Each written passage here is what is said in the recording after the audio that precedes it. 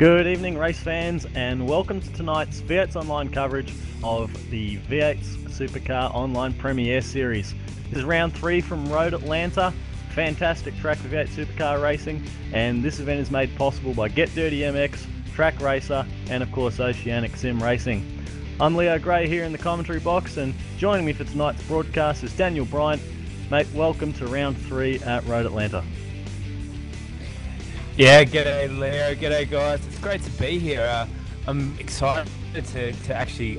I've watched a little bit of this series over the last few rounds, but I actually haven't really kind of delved all my way into it. So I'm actually really excited for this one. I love this track.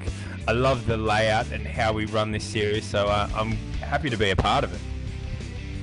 Yeah, there's a lot of good things to be catching up on. It's a great time to be jumping into this series because it's been an exciting couple of first rounds already. We of course had Circuit of the Americas to open the season up. Madison Down took a win in the main race there.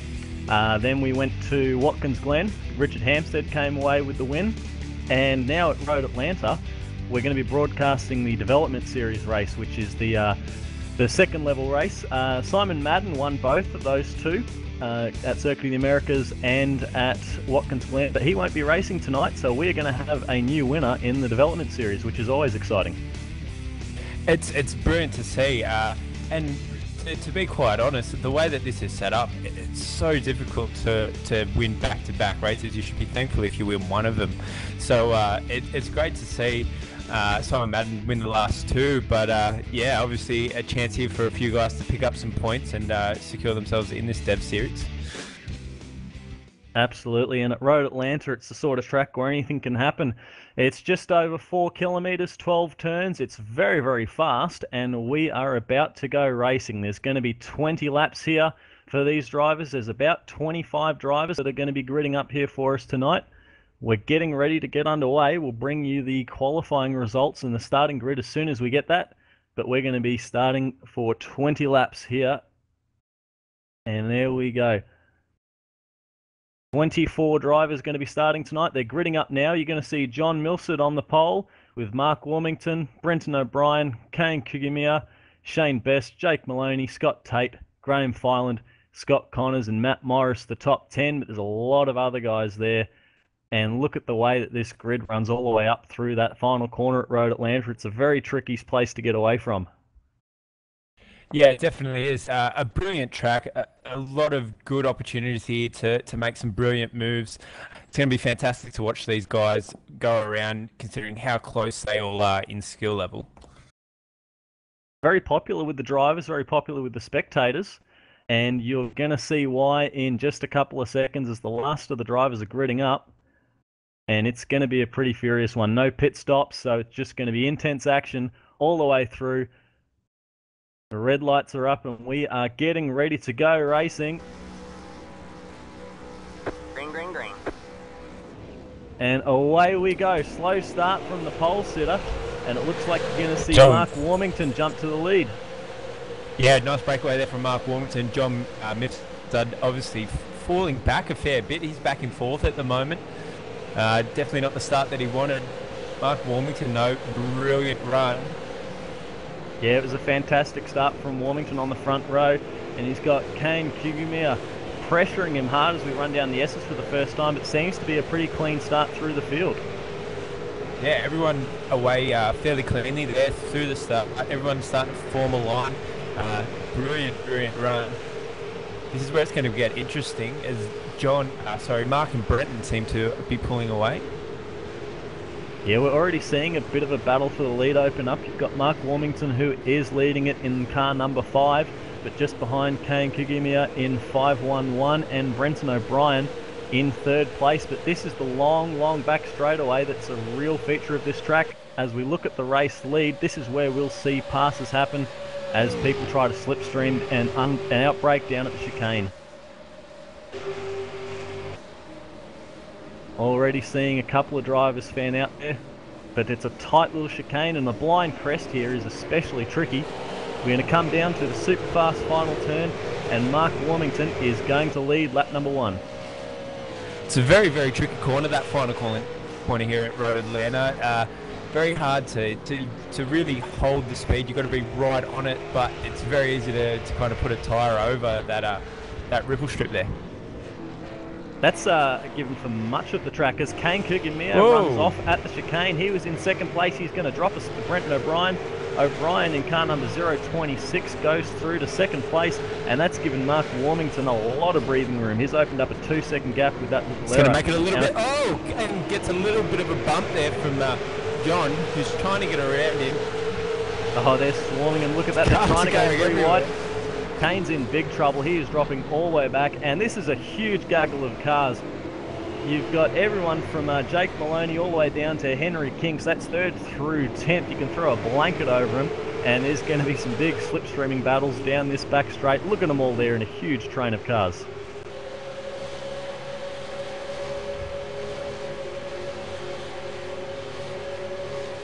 Our pole sitter, Jake Mifsud and Scott Tate.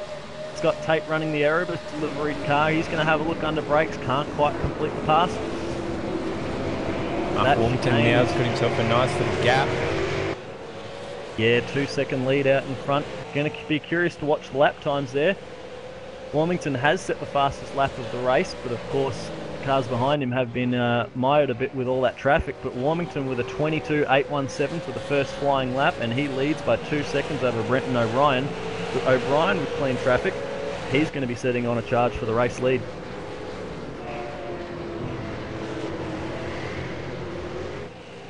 Just want to look back in the pack though, because where Kane was stuck up, Scott Connors a little bit offline, and there's a big bit of congestion. I think that heading down through the S is 3 wide. Scott is off track, and I think that he may have had a slowdown at that crest of the hill. But they're all filtering their way through. Very impressed with the quality of racecraft out there tonight. So we haven't really seen any incidents.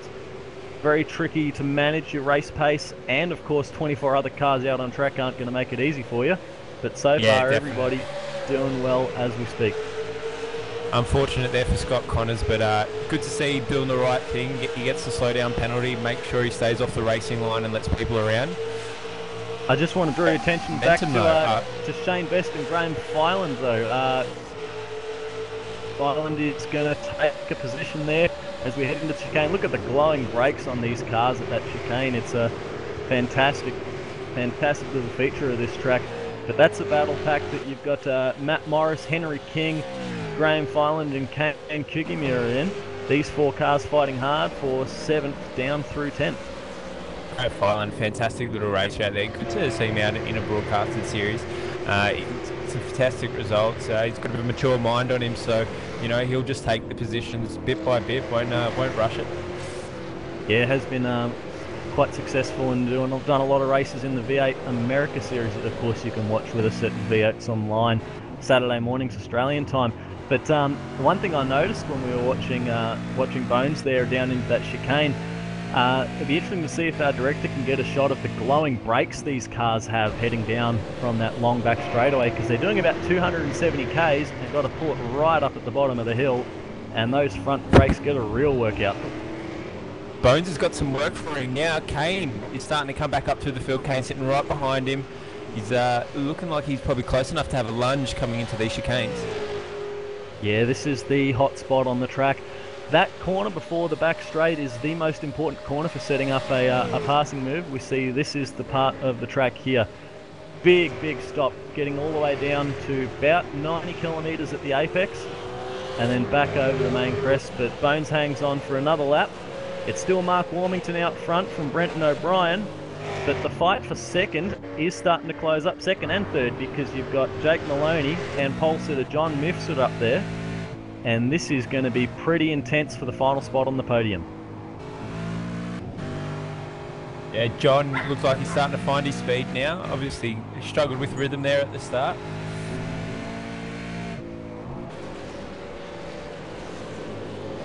Yeah, and Jake Maloney as well, doing very well. Jake came from 6th on the grid. That's car number 67. That's the black car in the middle of the shot. And pole sitter John Mifsud in the 999 car, the mother-sponsored car. And there's still some great action a bit behind that. Matt Morris and Henry King. King in the coverall Cargonets Falcon. We've got Bones. He's got a big damage to the front of his car. He's had a big off somewhere. I missed that one, Daniel.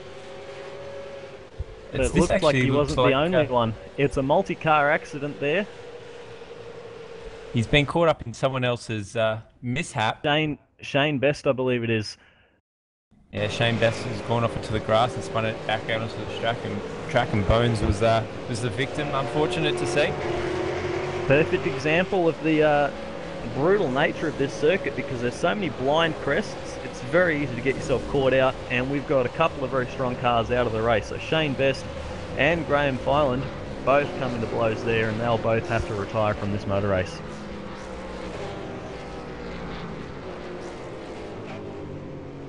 This gap to Mark Wellington starting to close now as Brenton finds a little bit of speed. Yeah, the nature of this circuit, it's very hard to make a break on drivers out there. O'Brien has closed up a little bit. He was about 2/10 quicker than Warmington on the last lap, but still I think this fight for second and third is going to be the main one to watch, because you've got O'Brien, Maloney, Milford and Scott Tate. These guys, the first 5 on the road, separated by less than 5 seconds. And all those guys they're have all a major in the advantage of getting slip down the straights as well.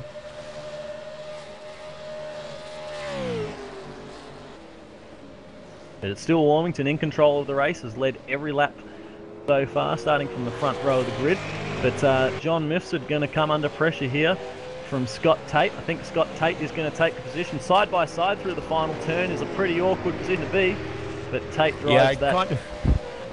Didn't really give John too much of a choice in that one, I don't think. He put his car in and just hung in there. That's right. I'm here and I'm taking this spot. And I want to look at Henry King just behind as well. Henry King is a quick driver, and he's been carrying a lot of pace. He was fast at Watkins Glen last time out, and he's got his sight set on the top 5. Yeah, fantastic racer, Henry King. We've seen him in a few broadcasts in a few different series. So it's good to see him out there having a run, and definitely a guy that can bring a bit of speed and a bit of racecraft to these races.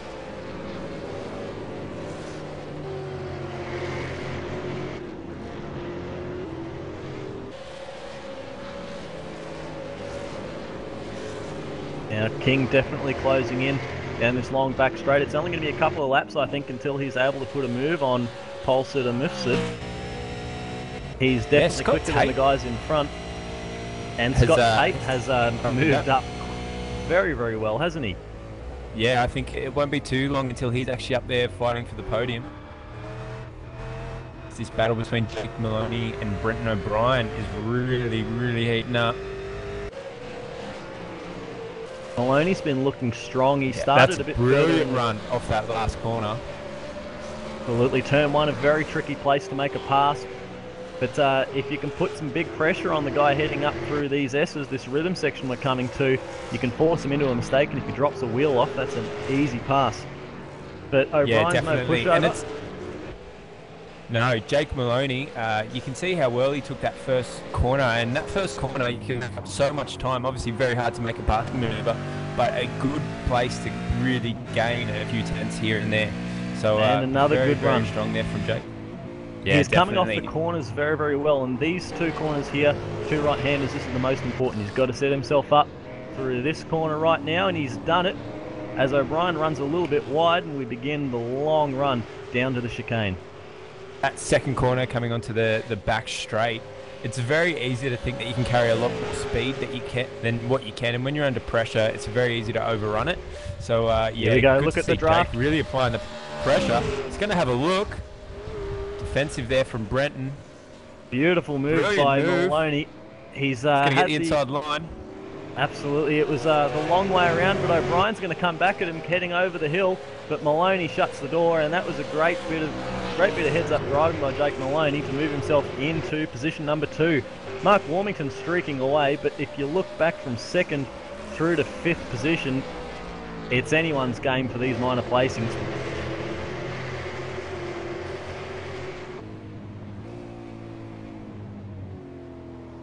Fastest man on track that time by was actually pole sitter John Mifsud. He's in position number 5 in car 999. It's the white and black mother sponsored car. He's got himself down in 5th position, a couple of guys in front to get around, and it was Scott Tate that he's chasing who put that brilliant move on him a couple of laps ago. Tate's the next one lining up for a shot on Brenton O'Brien. It's a nice little train happening now behind Brenton as Scott Tate, John Misford and Henry King are all there, but it looks like Kane as well is starting to show his nose in this battle.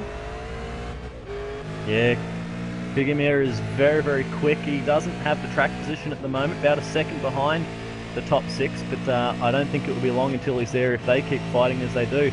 But a bit further back in the pack, some side-by-side action with Katie Taranto and Alan Meyer. That's for position 11 and 12. They're going to be side-by-side heading into the chicane. It looks like Meyer's got the inside line, and Taranto, she's just going to have to slide in behind. Love the way that this place just generates action, no matter where you look in the field. Yeah, exactly.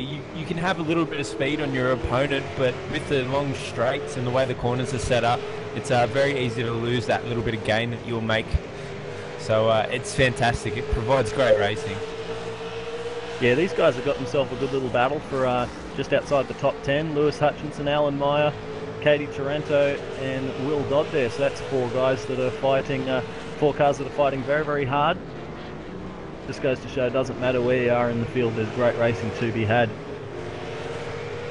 Yeah, definitely. And the way this series is set up as well, like you look at the time difference, and we're only, you know, we're 10 laps in now, and there's still only, you know, a 30-second gap pretty much back from 1st to 20th position. Oh, check it out. Contact really between Scott Tate and Brenton O'Brien on the back straight there. This is going to give the guys behind a good chance to get by. Mifsud is past. You're going to see Henry King go past, and I think Henry King's going to be in the box seat to build a 3-wide move on. He's going to try and thread the needle. Door closes. Brenton O'Brien, I think he got roughed up a bit by Scott Tate. Here we go. And Mifsud is going to swing by and put himself back in the 3rd position. O'Brien is going to go around. He gets it back together, but a bit of hip and shoulder, and there's more going on as Kane Kugiyama puts some pressure on Scott Tate at the final turn, and he slides by.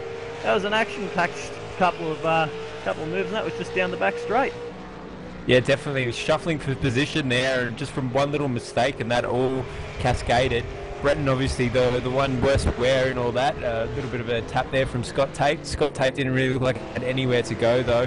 So a little bit unfortunate, but not too much damage. Brenton just needs to get that rhythm back and back up there and fighting. Yeah, it's amazing how quickly things can change, because Mark Warmington is still the guy in the box seat. We've got 10 laps to go in this race. Jake Maloney holding down position number 2. But Mifsud back up into 3rd, and Henry King is going to be pressuring him hard.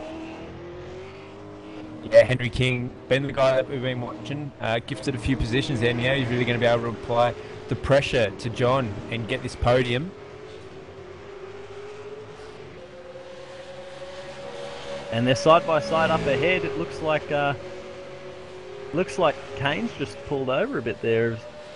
No, it must be a lap car. Apologies for that. I've picked up picked the wrong livery. But it's still Maloney in 2nd, Mifsud 3rd, King in 4th. And that little exchange just goes to show you that you can't afford any sort of mistake or slip up, because there's going to be another guy ready to pounce in no time at all. Yeah, definitely. Talking about little slip-ups, Jake Maloney now is probably going to start feeling the pressure here from Misford and Henry King. Looks like they're right on his tail. King is looking very racy, isn't he? He was quick through that first turn. Mifsud's the meat in the sandwich at the moment. But I think that Maloney has just got to put his eyes forward. He's probably not going to be able to catch Mark Warmington, but if he can just drive safe and drive secure, he's probably going to be able to hang on. But Henry King is the guy to watch at the moment.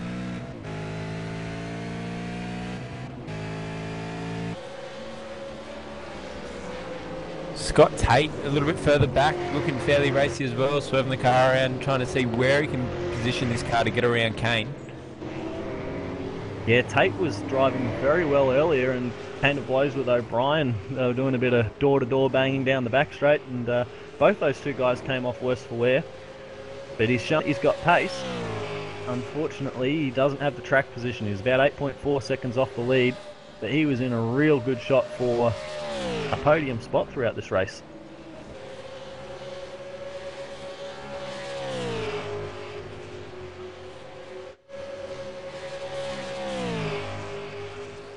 He's not letting Kane get away though.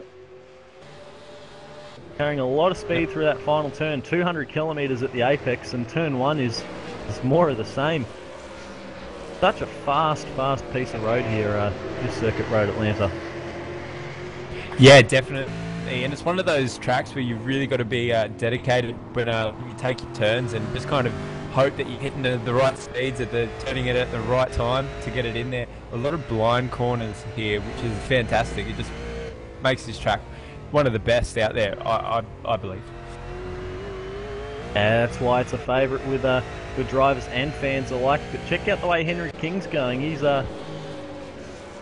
still pressuring Mifsud hard. Yeah, just letting him know he's there, kind of filling up his mirrors, putting the pressure on. I mean, this is what it's all about, just trying to psych your opponent out a little bit, making sure that he knows you're there, you know.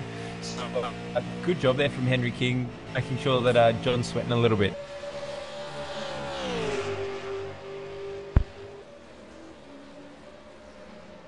Still fights through the field. Trent Thomas, that's position number 16. Thomas and Peter Latham, they're going to go for a bit of a drag race down the back straight. It looked like looked like Peter Latham was Will Dodd and Alan Meyer is going to make a move here. It's a move done. That's Will Dodd going around Alan Meyer. That back straight and that Kane is fantastic for passing and setting up moves. Really sets up the whole run. And just ahead, Katie Taranto trying a move into turn 1. It's very difficult to get that one done. It looks like she's got pace over Lewis Hutchinson. And that is the fight for 10th position. Yeah, Katie there trying to move herself into the top 10. Car's looking pretty good compared to Hutchinson, who's is running in front. Looks like it's running the curbs very well, but we've seen a lot of to and fro action in the back half of this field as drivers are able to pass and repass. Looks like Katie's just about to get a bit of pressure though. Will Dodd right on the tail. And as lap traffic we've got a car wide. Yeah, that was a bit of lap traffic, I think, just moving aside. There was a bit of a fight on as these three cars continue on. That's Will Dodd, Katie Taranto and Lewis Hutchinson working for 10th position.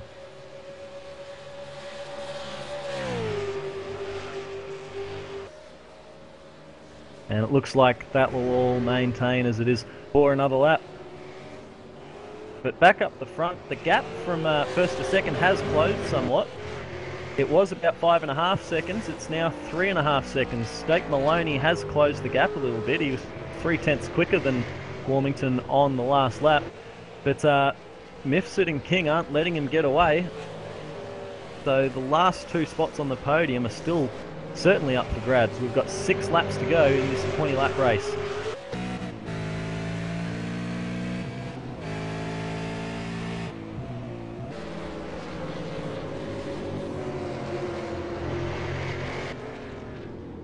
And I've got to say, Mifsud's doing a really good job given the poor start that he had to the race. Sat on the pole, dropped all the way back to about 6th or 7th and has just slowly plucked his way through. And he was standing a lot of pressure from Henry King and doing a very, very good job of handling it as well. Yeah, fantastic drive from him. He'll be kicking himself about that start though. It's Henry King. King has a dive. That was a big dive. Blast it down there. And behind that, Scott Tate as well.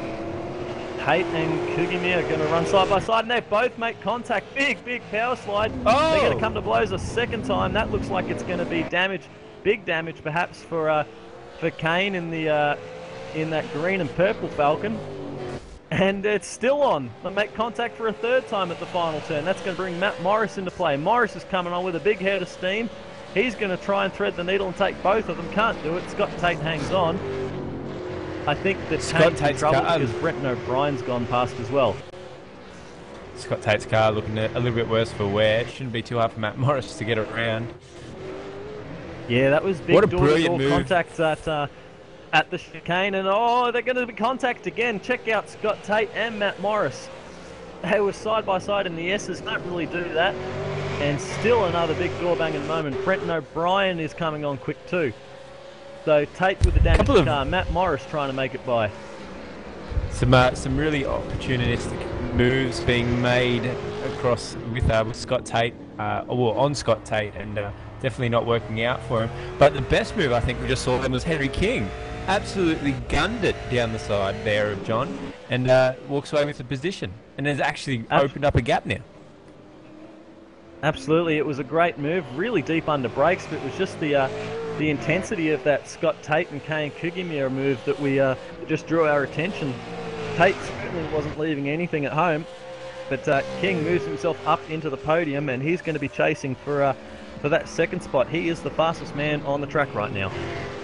Yeah, he's definitely, that's kind of boosted his confidence a little bit. He's really going to be putting the pressure on, and Jake would have seen that move. I was actually quite surprised that Harry managed to pull that up, because that was huge. Very strong under brakes. His car's actually looking really, really well. I mean, we're talking now a car that's done 17 laps, and it still looks pretty fresh out there. Still hitting those apexes, still getting good drive out of the corners. He has done everything right, and King did come from position 11 on the grid, so to move from 11th all the way up to 3rd, keeping your nose clean is certainly the best way to do it, and a bit of race speed doesn't hurt either. Do you think we'll see another shot down here in the chicane? It looked very similar to the move on the last lap. He's tucking up under the rear wing of that Falcon. He's just going to pull out. Oh, he's going to try it again. Very late, and takes the position easy.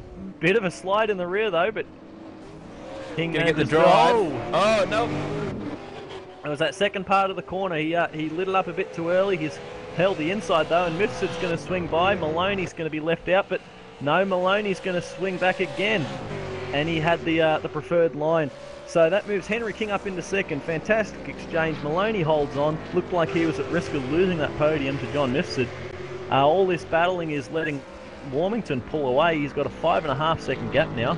And King is only going to have 3 laps to reel him in. Don't think he'll be able to do anything about it, but I expect that we'll see him pull away from Jake Maloney. Should also mention that Race Control has stepped in and black flagged Scott Tate for that contact down at the chicane.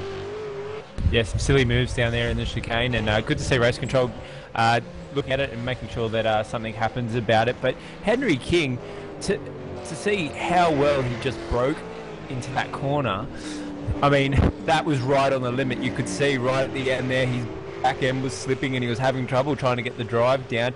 But Maloney, we probably should give a big shout out to him for that. That's a fantastic piece of driving there, and thinking about a season and not just a race. He's decided that it was better to pull out, not to battle with it, because Henry King's showing great speed at the moment, and just take the points. Absolutely. We've got another side-by-side battle here. Matt Morris, and I think that's Matt Morris and Scott Tate. Tate is going to have to this drive-through penalty in a second. Morris is going to just going to make things a bit worse for Scott Tate as well. But brilliant heads-up driving, as said, by Maloney, especially given that rough situation he was in. But imagine what Henry King could have done if he had qualified a bit better. He was he's reeled in that gap by nearly a whole second in just that last lap that we were watching. And if he was a bit further up the grid, I think he would have been a solid lock for the race win here. Yeah, definitely. And this is Road Atlanta, definitely, but most tracks are like that. Once you find your rhythm and you kind of get into pace and you keep yourself out of trouble, you can really, really get some great results. Qualifying obviously helps you, you know, where you're starting, but qualifying isn't everything. You know, this racecraft that we're seeing from these guys and from pretty much the whole field out there at the moment, absolutely brilliant. And Henry King has definitely got that in spades. But of course we shouldn't take anything away from Mark Warmington. Got the jump off the start and has done everything right. He's heading down through the chicane at the moment, and he's going to come across the line and begin the final lap of the race. Yeah, definitely brilliant drive here from Mark. Heads down, you know, he just went for it. Just didn't even look backwards. Felt no pressure from anyone. fantastic drive. He pretty much broke away straight from the start. So, yeah, definitely saw the advantage there and took it. So one final lap to run for Mark Warmington. Henry King still holds second place. Jake Maloney's not letting him get away, but looks like Mifsud has just dropped off the back a little bit. And that is how our podium is sitting, but still we've seen there's a lot of opportunity for things to happen around this place.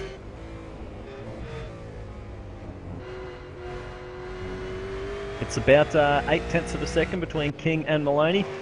King is still reeling in Mark Warmington though. It's 3 seconds. He was a second faster on that last lap, but he's not going to be able to close the gap. Warmington is about to begin the run down that back straight roller coaster, and he is going to be on his way to a checkered flag. So that's going to be the first win in the development series for car number 5 and Blue Flag Racing. They'll be very happy about that. Yeah, definitely. It's always a big boost getting your first win in any series. So he'll be chuffed, and hopefully he'll be hoping for a few more of these.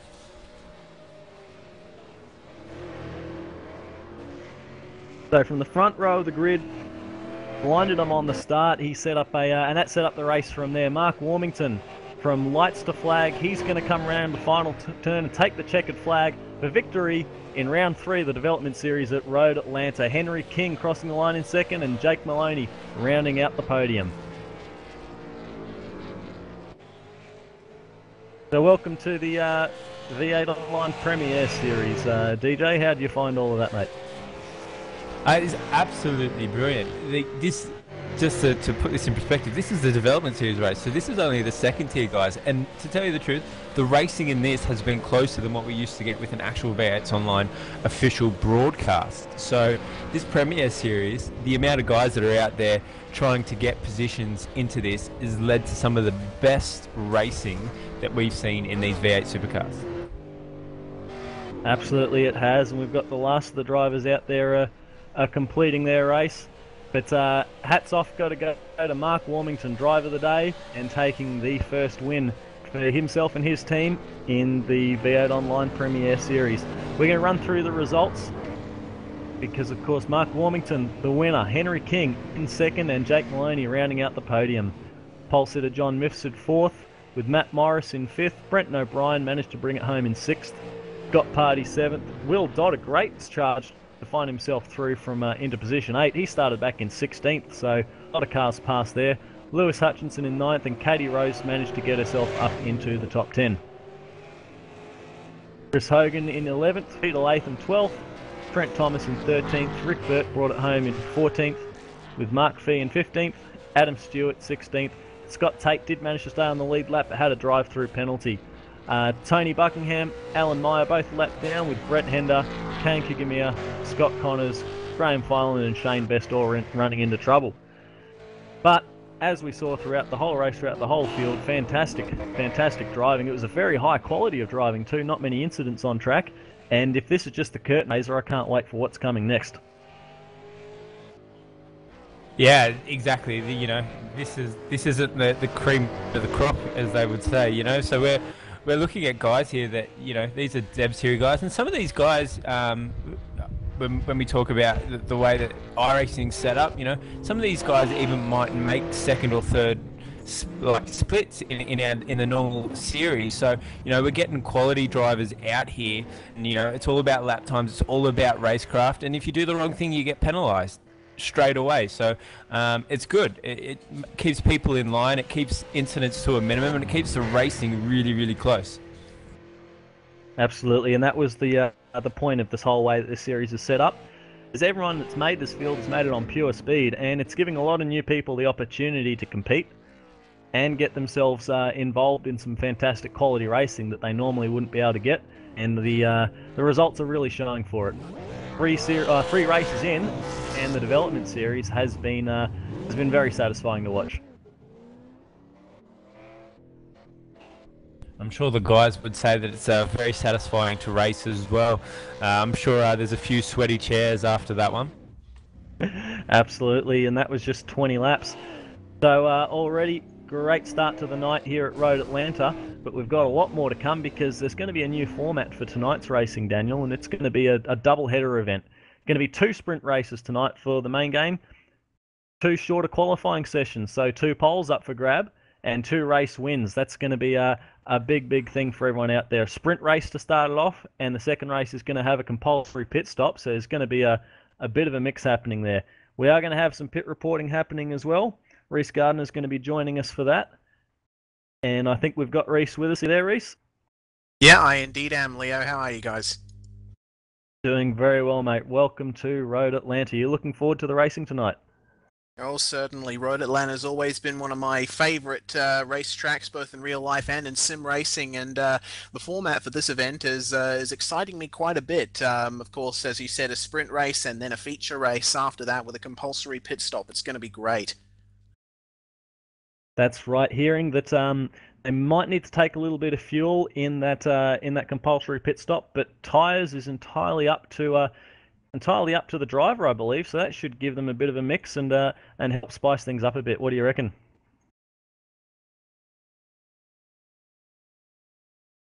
Definitely one of those things that's going to throw a mix into the bag. Looking at a few of those guys, so taken from what we've seen in the Dev Series race, we saw a few guys there that looked like they were starting to struggle with their tyres, but you look at Henry King, 20 laps, and his tyres still looked fairly fresh. He was still hitting apexes. He was still getting really good drive out of the corner.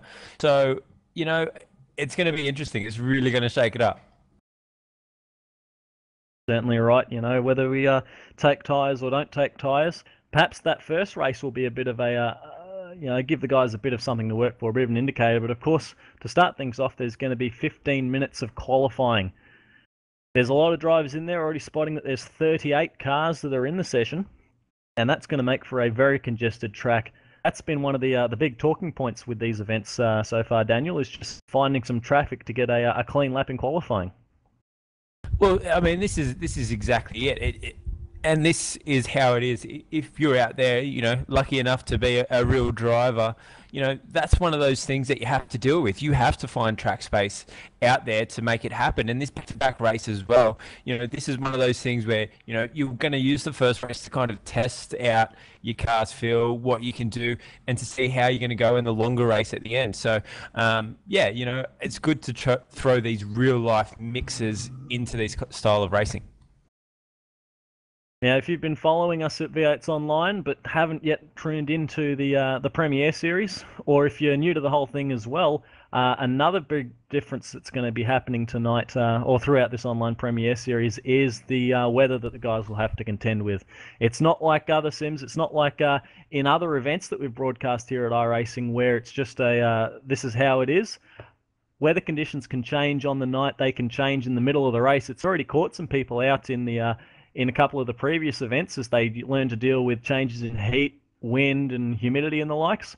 And of course, finding that magic setup isn't as simple as it used to be, because you used to just bolt on the quick set and away you go. Now you're going to have to learn to manage your car and change with the conditions. Yeah, exactly. One of those things that's always going to throw a spanner into the works. Like a lot of people don't think about weather too much, but it all comes down to time of day, how hot the road is.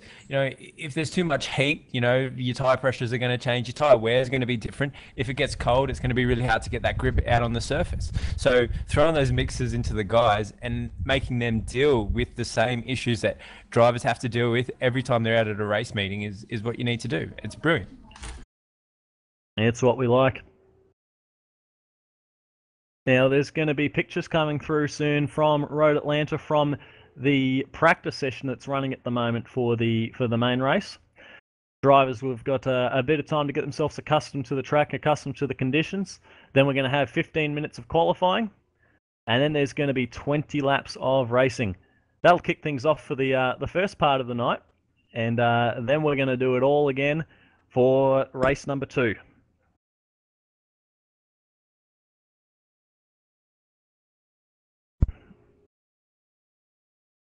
Now, as the drivers are out there on their practices, this will give us an opportunity to run through the field that has qualified for tonight's race, because, of course, you got to get in on speed. Everyone that was in that development series we just watched were the drivers that didn't make the cut, but drivers qualifying for tonight's race. It was Richard Hampstead that set the provisional pole time.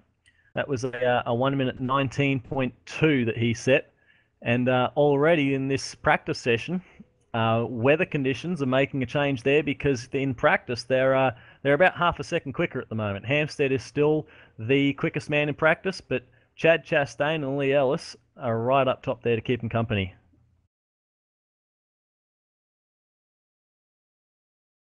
But running through that field, Hampstead is the provisional pole sitter. We'll see if he can hang on to that and get a second pole in a row. Of course, he started on pole at Watkins Glen. Madison Down, James McKnight, Latham, Chad Chastain, Lee Ellis, Nigel Baines, Mitch McLeod, Martin Carroll, and Jake Burton were the top 10 drivers in pre-qualifying. And that's another thing I like about this series is as you've said, it's just a way to just get involved, get on with the racing, regardless of how you get there. It's all about pure speed, which is what racing should be.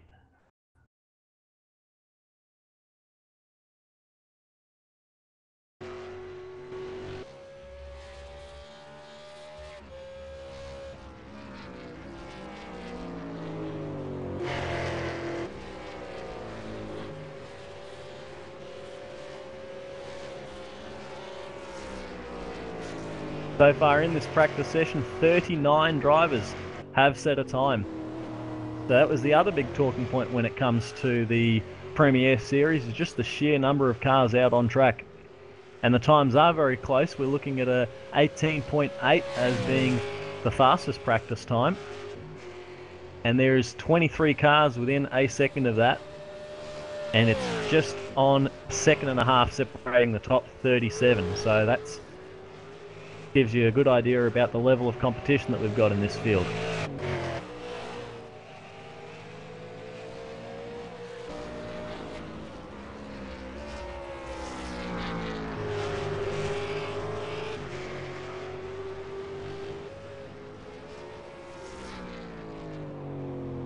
Also worth noting that Josh Muggleton has joined us for the event tonight. Muggleton, of course, taking it over to Silverstone in the UK as part of the finals for GT Academy.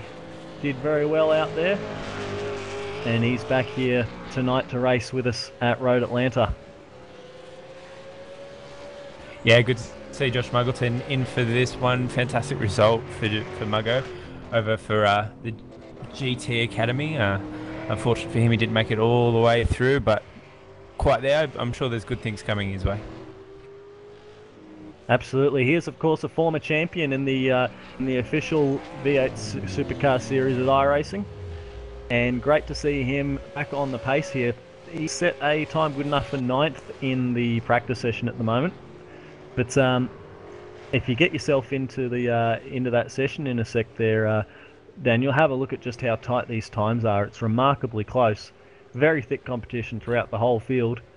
And a lot of big names and a lot of new names too that are getting involved, which is of course exactly what we like to see. Yeah, definitely. Obviously, we've been around the series for a while now, and having a look, there's a few familiar names, but there's a lot of new names in there as well, which is it's always good to see, and good to see people fighting it out. I've got to say though, the person I've been really impressed with, and I've been watching a fair things that he does, probably because he posts it on Facebook all the time because he's a bit of a boaster, is Mitch McLeod has actually come back quite strong. So it's good to see him up there and fighting it out. I love the post, Mitch. Keep them up. I love them clogging my feed. So yeah, but definitely good to see him up there going for it. I think the format that we're running definitely suits him. He's shown some fantastic pace in the pre-qualifying, some strong results, but I know he wants that win. So far, it's the wins have gone to Madison Down and Richard Hampstead, but with 2 wins up for grabs tonight, I think that drivers will be scrambling to do anything they can to make it possible. Sprint race to start things off is going to be interesting, and then having a compulsory pit stop, that'll really change things up and keep the drivers on their toes.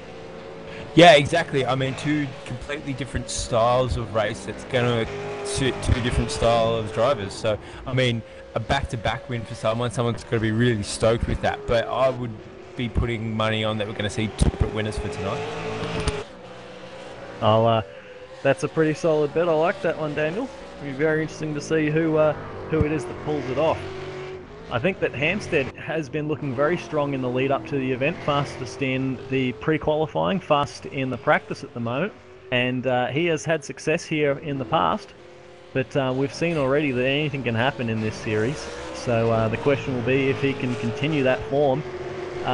Really going in as the favourite, that's probably going to put a bit of pressure on him because, you know, what else is going to happen if you can't come away with a win? People are going to be disappointed. Yeah, that's right. It's first or bust there for Richard. But looking at the times and how close they are, I mean, we saw how good your racecraft can be. Look at Henry King in the Dev Series. Really, really strong under brakes. His qualifying time wasn't really there, but he stayed in the slip, he stayed out of trouble, and really knew his limits on his car, and it paid off for him. So, you know, I'm sure Rich is going to really feel the pressure from people like Lee Ellis, Mitchell McLeod, who really can push, and Josh Muggleton. You know, he's always kind of out there. You never know where he's going to come from, and he always puts a really, really high quality race. So, yeah, he's going to have some pressure on there. Well, I think if there's anything that Development Series race taught us, it's that the drivers to watch are going to be the ones that can keep their cool in traffic, make those big moves when they need to happen, and be able to handle a high-intensity race situation. Because I think what we learned as well is that a fast qualifying time or starting high up on the grid, yes, it helps. You know, Mark Warmington was able to use that to come away with the win. But Henry King, as we said, coming from deep in the field, the nature of this track with the draft down that back straight, some people might race better than they qualify, and this is going to give them a real opportunity to show it. And I'm very much looking forward to see how that pulls off. Yeah, definitely. There's a few really good races in here. Qualifying's always a little bit of an issue for him, but you look at people like Tobias, fantastic racer. Jared Philsells has some really, really great results when it comes to racing. And Chad Chastain as well, you know, he can put together an absolutely brilliant cracker race. And, you know, his qualifying doesn't always need to be up there to do that.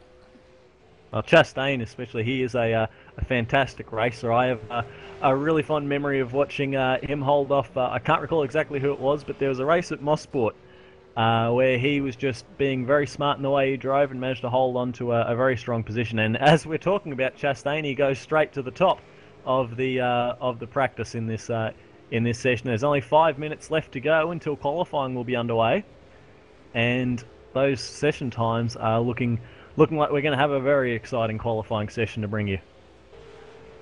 Yeah, definitely. There's nothing in it. Like, even if you look at these lap times, what these guys are doing, and you compare it to other similar things that we've done in the past, like Racer Champions, where we put the best of the best together and we let them race it out.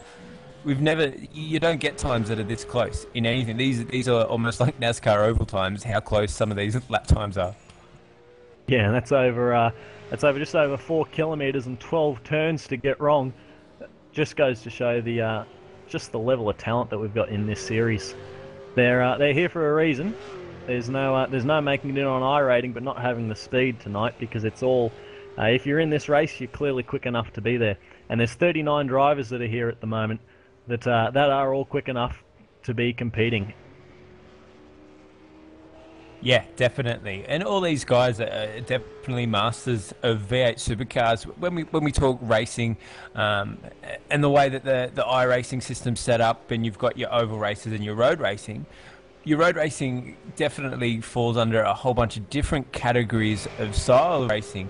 The V8 supercar is a completely different beast to nearly anything else that's out there that you can use on the iRacing server. So you could be really quick in your GT cars, you can be really quick in your Indy car, and get your road rating up there, and jump into V8 supercar, have a massive iRating, and still not produce a quality result, because you get in this car and you're just like, why do people race this? This thing is insane. But definitely it takes a special kind of person to love this car. I will admit that I'm a special kind of person, and I actually really, really love this car. But better than that, I love watching people trying to race this car.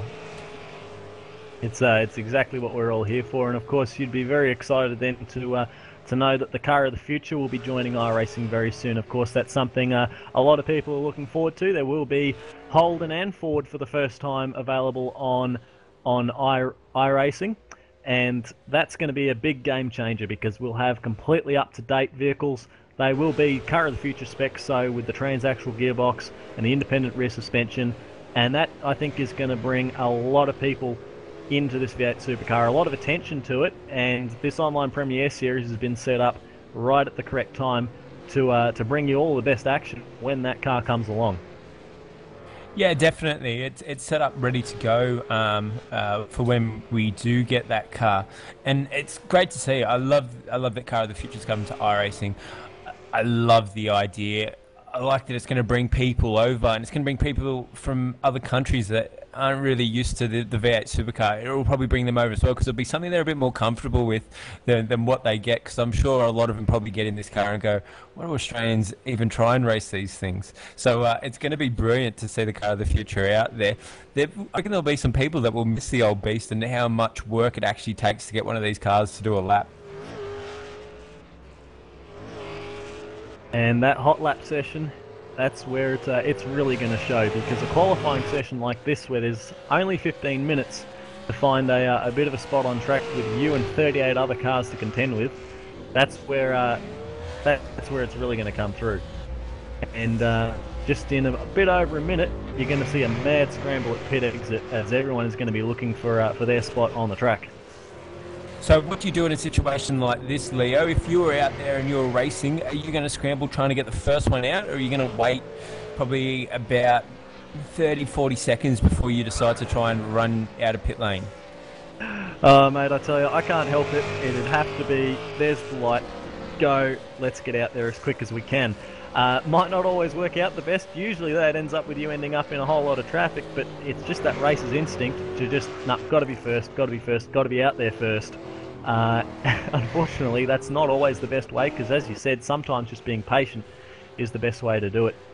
The other thing that we should mention, of course, we are running, even though this is an online series, it is going to be run with real-life rules for this qualifying session. There's no magic tow back to the pits. If you mess up your qualifying lap, you're just going to have to press on, come back into the pits for a new set of tyres. So just setting a lap, we've seen, has been pretty important in this qualifying sessions, because you need to get yourself in. Yeah, definitely. And the guys that are out there watching to make sure the guys stick to these rules and that hand out the penalties, I've got to say they're pretty hard taskmasters. So if they do put a foot wrong, they can definitely expect the lash from the OSR boys. So it's brilliant to see the OSR guys out there actually making sure that these guys are doing the right thing. So yeah, I love that fact of racing. You guys probably don't see it too much, but it's good to see that, you know, when people do something that's, you know, probably not quite the right thing to do, the guys are straight onto it, solve the situation, hand out penalties when they're needed, not just go, oh, we'll just wait to see what happens. Really, really good at doing what they're doing. And exactly as I said, there is the traffic jam at pit exit. 15-minute session. And you know how I mentioned there was 39 drivers here? Well, driver number 40 has joined the server. That's Madison Down making a late entrance. So Madison Down doesn't set a single practice lap, and he's going to jump straight into qualifying, and that's going to be an exciting one to watch. Mate, I think he's just trying to show off. What I would like to see, because I did see this on Facebook, apparently did the ALS Ice Bucket Challenge. Good on Madison for getting involved in that. I want someone to go tip a bucket of ice over boys trying to race to see how much of a god he really is. That's taking it up to another level, isn't it? Yeah, definitely. I'd love to see that. If Madison's sister's listening, go and get some ice and run it down his back while he's trying to race. And tape it so we can put it on V8s online. I would love that. There we go. That'll be brilliant. But here we go. Qualifying session is going to be underway, and Jared Filsell is going to be the first driver to set a qualifying time. Look at that. He's got perfectly clear traffic in front of him, but there's a lot of hip and shoulder back in the pack. Filsell qualified on the front row for the first round at Circuit of the Americas, led the majority of that race, managed to finish in second, and he'll be looking for a very strong result in that tag pest management car. Those guys are always quick. Yeah, Jared Filsell definitely a force to be reckoned with, and you know, he's definitely got the skill to produce some fantastic results. So good to see him out there. And of course, the guy immediately behind him on track, that is a red and white PTR Falcon. That is our own Stephen Clark. Sandman, of course. Yeah, and we as do we say, take look at him ownership there. of. Hey, well done, Sandman. Yeah, that's for handing out the curse for all that time that you were head commentator, mate. Sure There you we enjoy go. that That's one. it. That's his first taste. There you go, Sandman. Hand out the commentator's curse to anyone you please, but it comes back to get you. I love it. It's all Very fun good. and games until you start driving. Oh, yeah. Couldn't have planned that. We didn't plan that, guys. Let's have a look at the marker from Jared Filsell. He's coming through the final turn now. The practice times were down in the 18s. An 18.7 was the quickest, and Filsell's at a 19.5. So it might take a while before guys get their times down, and I'll be curious to see whether people are going to do multiple laps on one set of tyres, because it might take a couple of laps for them to come in. Yeah, exactly. And the rule that we've got playing where you can't just quick tow it back into the pits. You know, someone like Sandman who's just had an off and he's heated up his tyres a little bit. You know, do you come back in and do you pit again and go out for another out lap? Because it's going to take a lot longer to do than just hitting the escape button and trying all over again. It looks like people setting bankers at the moment. No one's setting the world on fire. 19.1. Josh Muggleton has the best time so far. Nigel Baines also on a 19.1. He jumps to the top. But this, of course, is going to be all over the shop. And Madison Down straight to the top with a 19.153. Yeah, and this is what you need to do. You need to put those banking laps in, especially in the qualifying format that's set out right now. You need to get that lap in so you've got something to fall back on in case you can't get that result you want. And a time like a 19.1, that isn't really anything to sneeze at, given that they were just barely in the 18s to start the practice off. Now that you've got that one set there, you know you're probably going to have a good spot to start with. That's when you can now start setting your sights, taking more risks, and just trying to find that little bit of extra time. Watching Madison down, he's still... Sorry, go on, Daniel.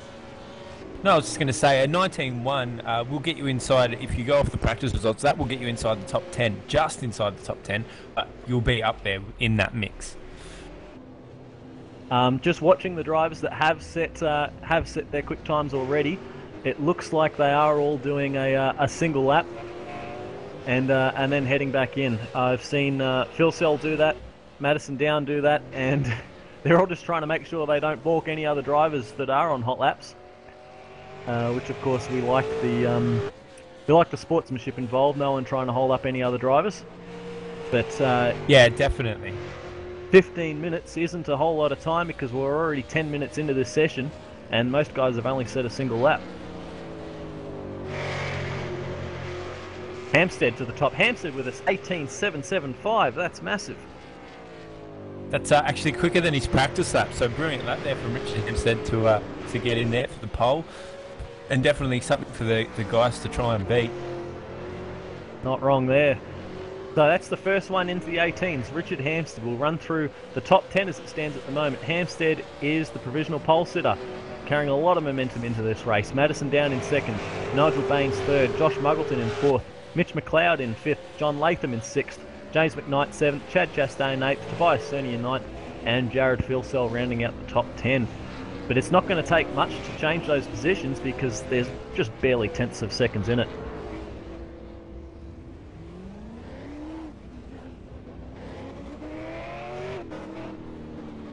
Now, the guy I'm watching at the moment, Chad Chastain, currently sitting in 8th on a 1:19.465, over half a second slower than his practice lap. I think he's a big guy to watch here. I reckon he'll slip inside to the top 4. You would think that an 18.7 in practice down to a 19.4, you'd think that he'd still have some time in the tank then. Be very, very curious definitely to watch Chastain a bit later in this session. They've still got 8 minutes and 15 seconds remaining in the session, so that's still probably maybe 3 or 4 flying laps if they're working off an out lap, a flyer, and an in lap. And looks like Chastain... I've got to say, for a couple of these... So I was just going to say, for a couple of these V8 Supercar regulars, it must be so tempting just to hit that escape button, like, just out of habit. Yeah, we've seen some people do it out of habit already. I think Hampstead got bit by it at Circuit of the Americas. Just watching Chastain at the moment, he's on a flying lap. He's just started that lap. Love watching this run through the downhill S's. They're all over the curbs, and I think that's a pretty critical part of setting a car up for Road Atlanta, is making sure you can use enough of the curbs there to be able to make that S's section work.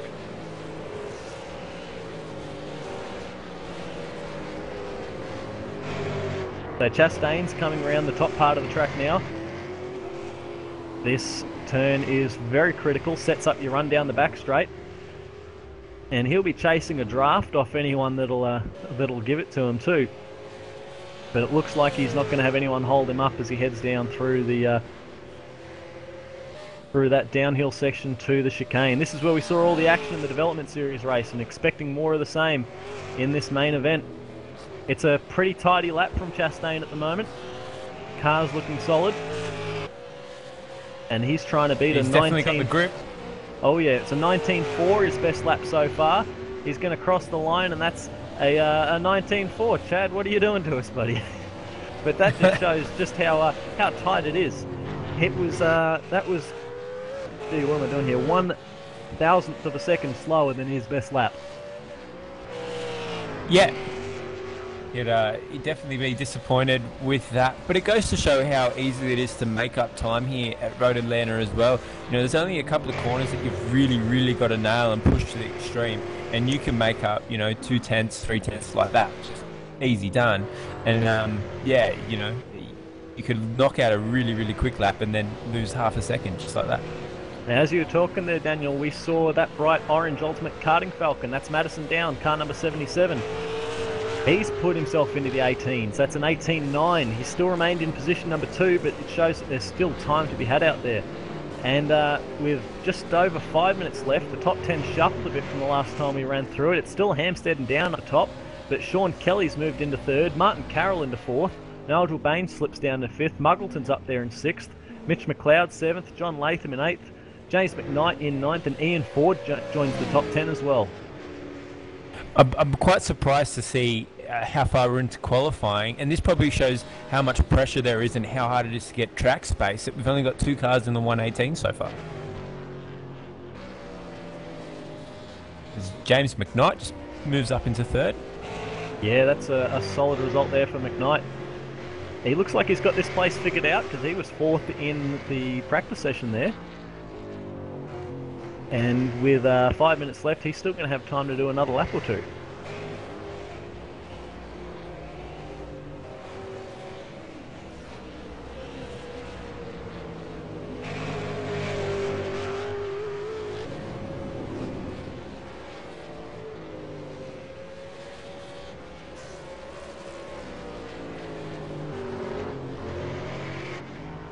Just to throw the curse back out there again, Stephen Sandman Clark still looking for a good time, currently sitting on 26 or 120.22299 for Sandman.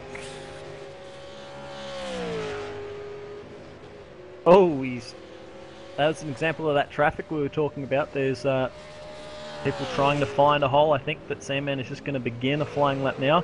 He's got Sanjan Dalalik in the High-Tech Oils Falcon behind him. I think Sanjan is coming around to complete a lap, and Sandman was into the pits that time by, but the Lilac with a 20.6 does not improve. Yeah, whilst we're in this qualifying session, I'd really like to see if we can jump on board and find someone to go for a lap with, because it's an awesome little race, this track, Road Atlanta. So good for V8 Supercars and any sort of racing at all. Let's see if our director can find someone who's just about to start a hot lap, and we might go for a spin around with them.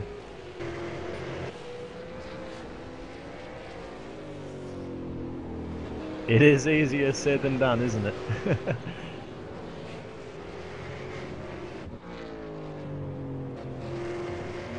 There's only 3 minutes. Our director as well, Kane. He's in the director's booth for us, and we're pretty hard taskmasters up here at V8 Online and making sure that this is perfect. And he does a fantastic job, so if he can find someone to do a hot lap for us, it'll be brilliant. I think we should watch Sean Kelly. Sean Kelly is coming around the chicane at the moment. I think he's about to begin a lap. Let's jump on board with Sean Kelly and go for a spin around this beautiful circuit, Road Atlanta. Coming into this first corner here, you can see how dedicated they are. Absolutely brilliant.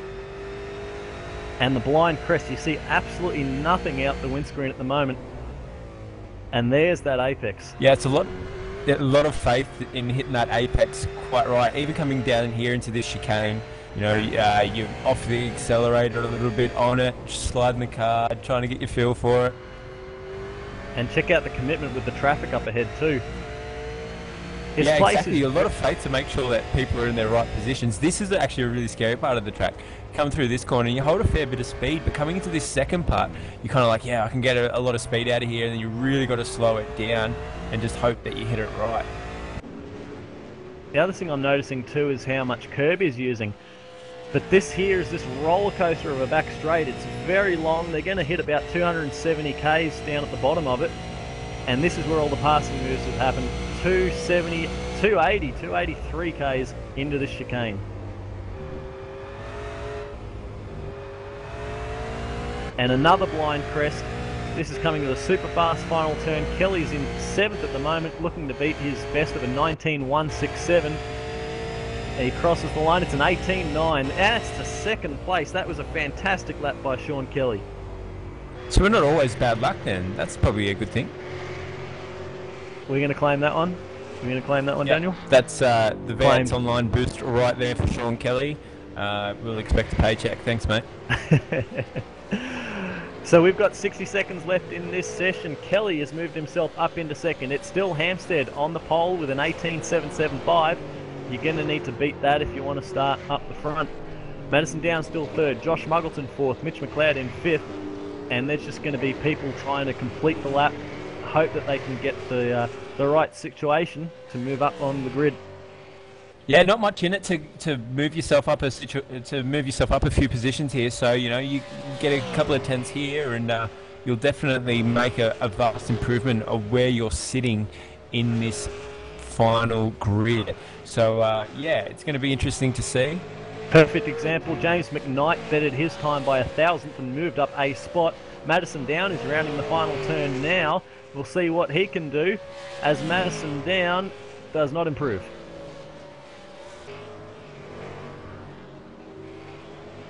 And the checkered flag is waving. That's it. Complete the lap that you're on, or otherwise the grid is set. It's Hampstead who is looking like he's in the box seat at the moment, and Kelly looking like he's going to have the front row. Madison Down, he may have been on an outlap there because he's still carrying a lot of speed. I think that Madison Down is on a hot lap. John Latham has moved up into second. Latham has displaced Kelly. Fantastic run there from John Latham. A 1:18.925, not a time to be snobby at all. Fantastic drive.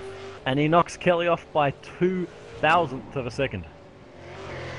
Josh Muggleton in 5th. James McKnight, 1:19.038 in 6th at the moment. Really now, fantastic Muggleton's run there from James McKnight.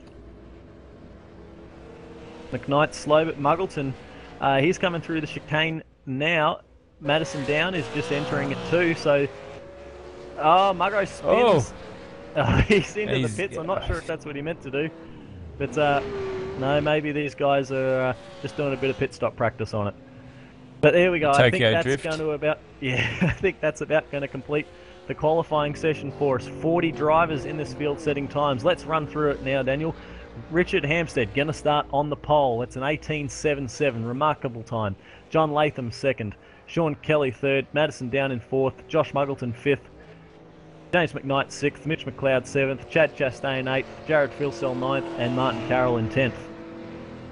And Nigel Bain sitting in 11th, Lee Ellis 12th, which is a bit surprising, Ian Ford 13th, Jake Burton 14th, Tobias in 15th, Kurt Stenberg 16th, Tony Autridge in 17th, Corey Preston 18th, Jared Muggleton 19th, Curtis Chippaway 20th.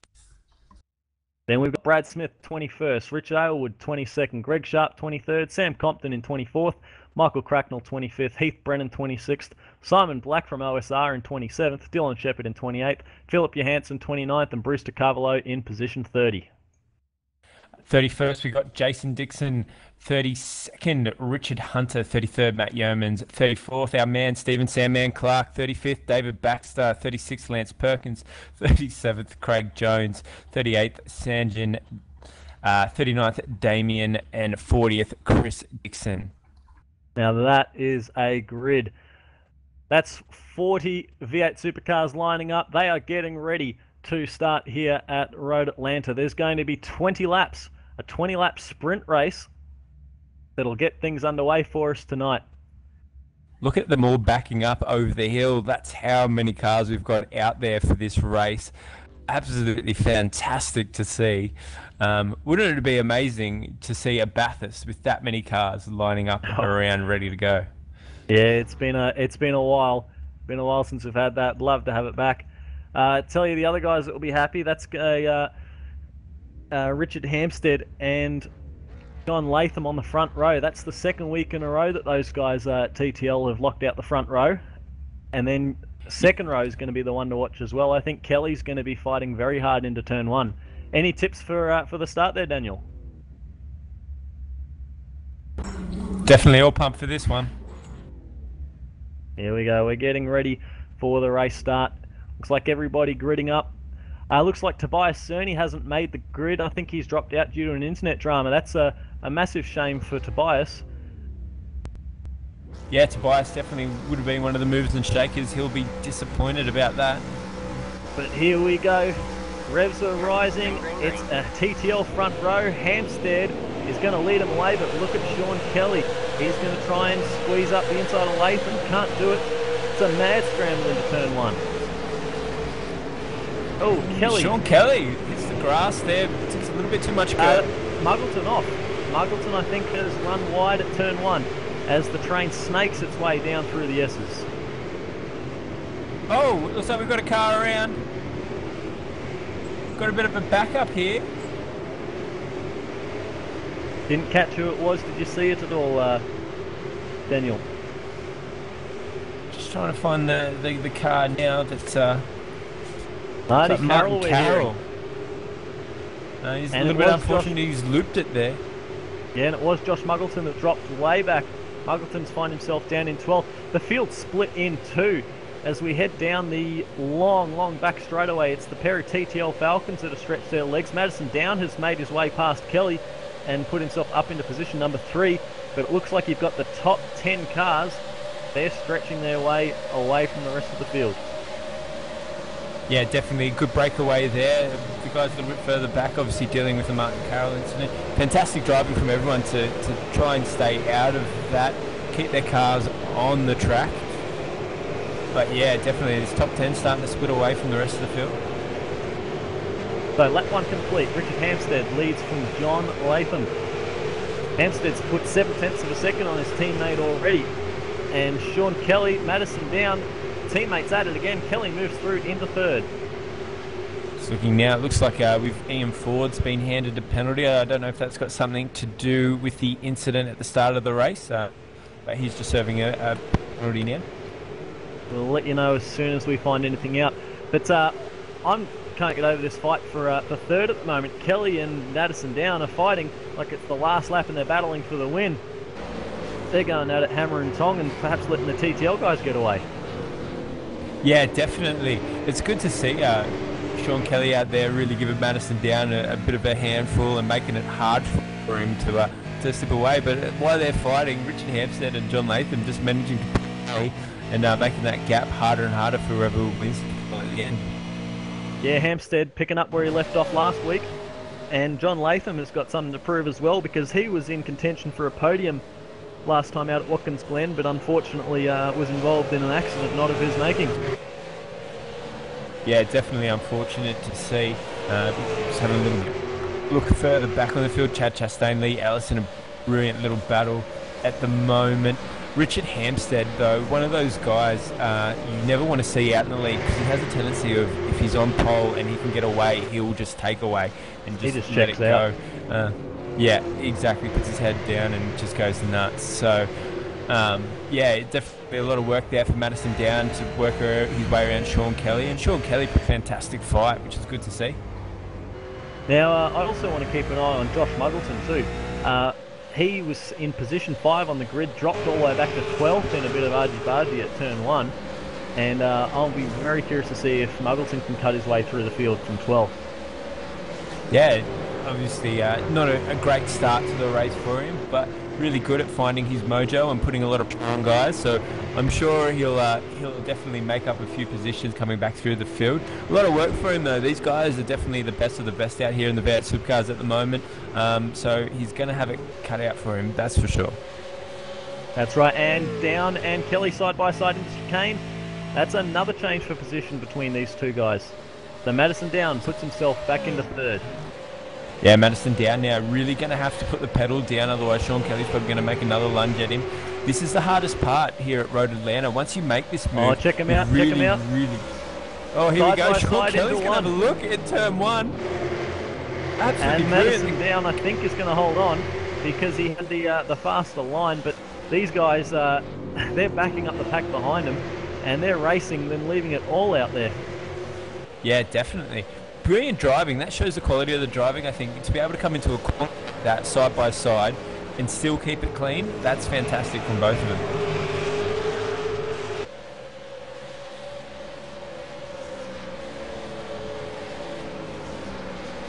Now this is the nature of Road Atlanta. It sets up huge trains. Great fighting. I'd love to get a shot of Simon Black, who's in position number 16, and just look at the train of cars behind him. There's about 10 or 15 cars that are pretty well nose to tail. It's Kurt Stenberg just ahead. Look at that shot heading down onto the back straight. They are all over each other. Jared Fulsell, I'm just having a look at him currently sitting in 6th position on the back of Mitchell McLeod. He's got himself in a little bit of a sandwich here. Chad Chastain is applying a little bit of pressure, so he's going to want to try and get around Mitchell quite fast because Chad Chastain wants that position. Chastain, we saw, of course, quick in the practice session. Only 8th in qualifying. He wouldn't be too happy with that. Also hearing from race control that the black flag for Ian Ford was for his role at the lap 1 incident at the chicane. A little bit unfortunate there. These things happen, and good to see that our race controls showed on the ball and handing out penalties straight away and not leaving it for too long. So good work there, race control. It's not too often that people thank race control. I can't remember the last time I saw that in the race. Normally I see things getting thrown at screens. No, they do a fantastic job, the guys at OSR, and of course they're the ones that make all this possible for us. Now, I missed exactly what happened there, but Josh Muggleton has come into the pits. I think Muggleton must have had an incident out on the track because there are no scheduled pit stops in this race. Muggleton, his car was looking a little bit worse for Muggo, getting reports in now that he actually got the dreadful meatball flag, so he will be disappointed about that. Yeah, not the sort of stuff you want. Now this Jared Fulsell, still this fantastic battle, and it looks like there's a few more cars coming into the mix now, as Mitchell McLeod, the back of Sean Kelly. This is going to be quite a fantastic little run here, I think. Mitchell McLeod really starting to put some pressure on there, and Jared Fulsell hoping for a little bit of an incident, I think, and take a few positions. Speaking about pressure, cast your eyes forward a little bit and you'll see Madison Down applying pressure to the back of John Latham. He's reeled in the first of those TTL cars, and Madison Down is going to be looking to take 2nd position from Latham. I would say Madison's speed at the moment is absolutely brilliant. He's right on it. He's putting the pressure on. You know, you look how close he's getting there to John Latham. John Latham is going to be feeling the pressure. It's going to be interesting coming into this corner now, seeing if Madison Down can outbrake John Latham. He's definitely in the right position. The only man faster than Madison Down right now is The race leader, Richard Hampstead. Latham goes defensive, Here we go, side by side. John Latham throws it in there. Fantastic move there from John Latham to hold that position. Madison down. Looks like he's got a fair bit of speed. Coming to the final corner. Can't do anything with it. Latham holds on for another lap. Great bit of driving, great bit of defensive driving. But if these two continue to fight, that's going to bring the guys behind further into the equation. Kelly, McLeod, Philsell and Chastain. Yeah, Kelly and McLeod now, they're right on the back of Madison. So Madison's going to be careful where he attacks now on John Latham, because he's going to open himself up some brutality there from Sean Kelly and Mitchell McLeod, who are going to be looking to get around him quite fast. But I reckon if if Madison Down gets around John Latham, then it probably won't be too long until he's right on the back of Richard Hampstead, which is what we would love to see as spectators, seeing a battle here between Madison and Richard. It looks like he's got the pace, but I'll tell you, Hampstead is just checking out. He's 4 seconds clear of this battle that we're watching now. Down all over the back of John Latham, heading down the back straight. It looks like Latham's strong through that corner as he just opens the gap a tiny little bit. Down going to look for the draft. You can see the way that John Latham's driving. Madison Down all over the back of him, but John Latham really holding him up where it counts. Madison Down going to have a look again. John Latham going on the defensive. He's a bit deeper now. Try and get the car there. Madison Downs, fantastic run. And he's left himself open here. Sean Kelly's going to have a look. Coming into the final corner here. Oh, this is trouble. Run there from Sean Kelly. This is trouble. They're going to be... Mick McLeod, I think, is going to come along here as well. And Philsell. They're going to be 3 wide on the front straight. You've got 3 wide with Philsell, McLeod and Chastain in there as well. And they keep it together. And it's Madison Down into second, Sean Kelly third, and Latham drops down to fourth. Mitch McLeod up into fifth. That's absolutely fantastic piece of driving, and it goes to show the quality of our driving. It's like, how many guys would you say can have that many side by side going into turn one? Fantastic job. But here's where it's all starting to get a little bit messy. If you have a little look further back with Mitchell McLeod trying to make his way around here. Yeah, McLeod and Philsell, they were side by side heading down through the S's. That's a hairy place to be. And that's also brought Chastain and Ellis into it. I think Ellis just gave Chastain a little bit of a bump, letting him know that he's there. Lee Ellis's car looking a little bit worse for wear. It's had a bit of rough and tumble, but Lee Ellis still showing great signs of speed here. And that's also brought James McKnight into it as well. So what you've got here is the guys from 5th down to 9th place. You can't afford any sort of error or slip up. We saw that with John Latham once Down got up the inside of him. It just opened the door for the others, and he just got shuffled way back. Madison Down, he's starting to pull away now from Sean Kelly. He's not going to have too many issues. He just needs to worry about Richard Hampstead. He needs to drag in this gap and make a bit of a difference. 5 seconds the gap between Richard and Madison. Madison obviously not pulling no time in on the last lap around, so he's going to be a little bit disappointed about that, but he's definitely come off a big battle. So if he can get these laps clean and just worry about his race, I reckon he might be able to pull in Richard. Well, see, now he knows what he has to do. He's got clear track ahead of him.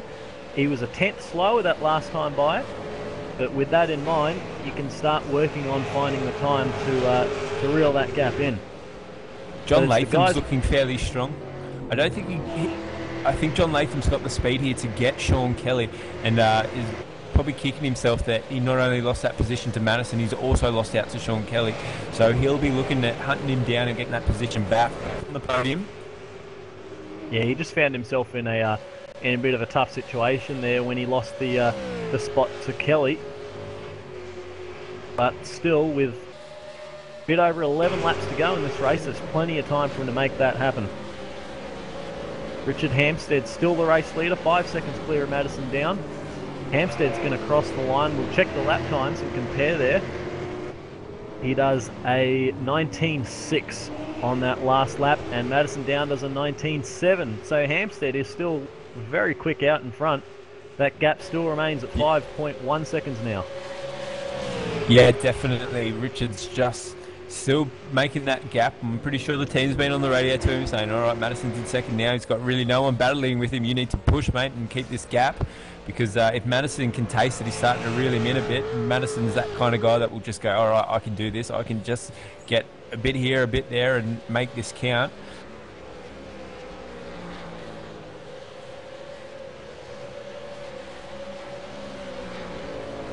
Chad Chastain right on the back of Mitchell McLeod.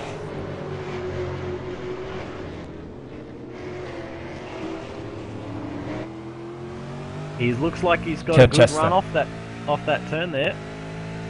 I'm going to say Mitchell McLeod, obviously a fantastic racer, but Chad Chastain, one of the guys I always love watching Chad race. I think he's a fantastic racer, really, really good racecraft, clean racer. It's good to see him out there taking it to Mitchell. Fantastic run. Make, the same move that Madison Down made, but you need to be deeper than that. But you've got McLeod to wake up to it. Chastain's going to come back at him over the hill as they head down to the final turn, but you can't really run side by side there unless you're already doing it over the hill. So it's another lap that McLeod's going to hold on, and Chastain's going to have to work harder to make that pass.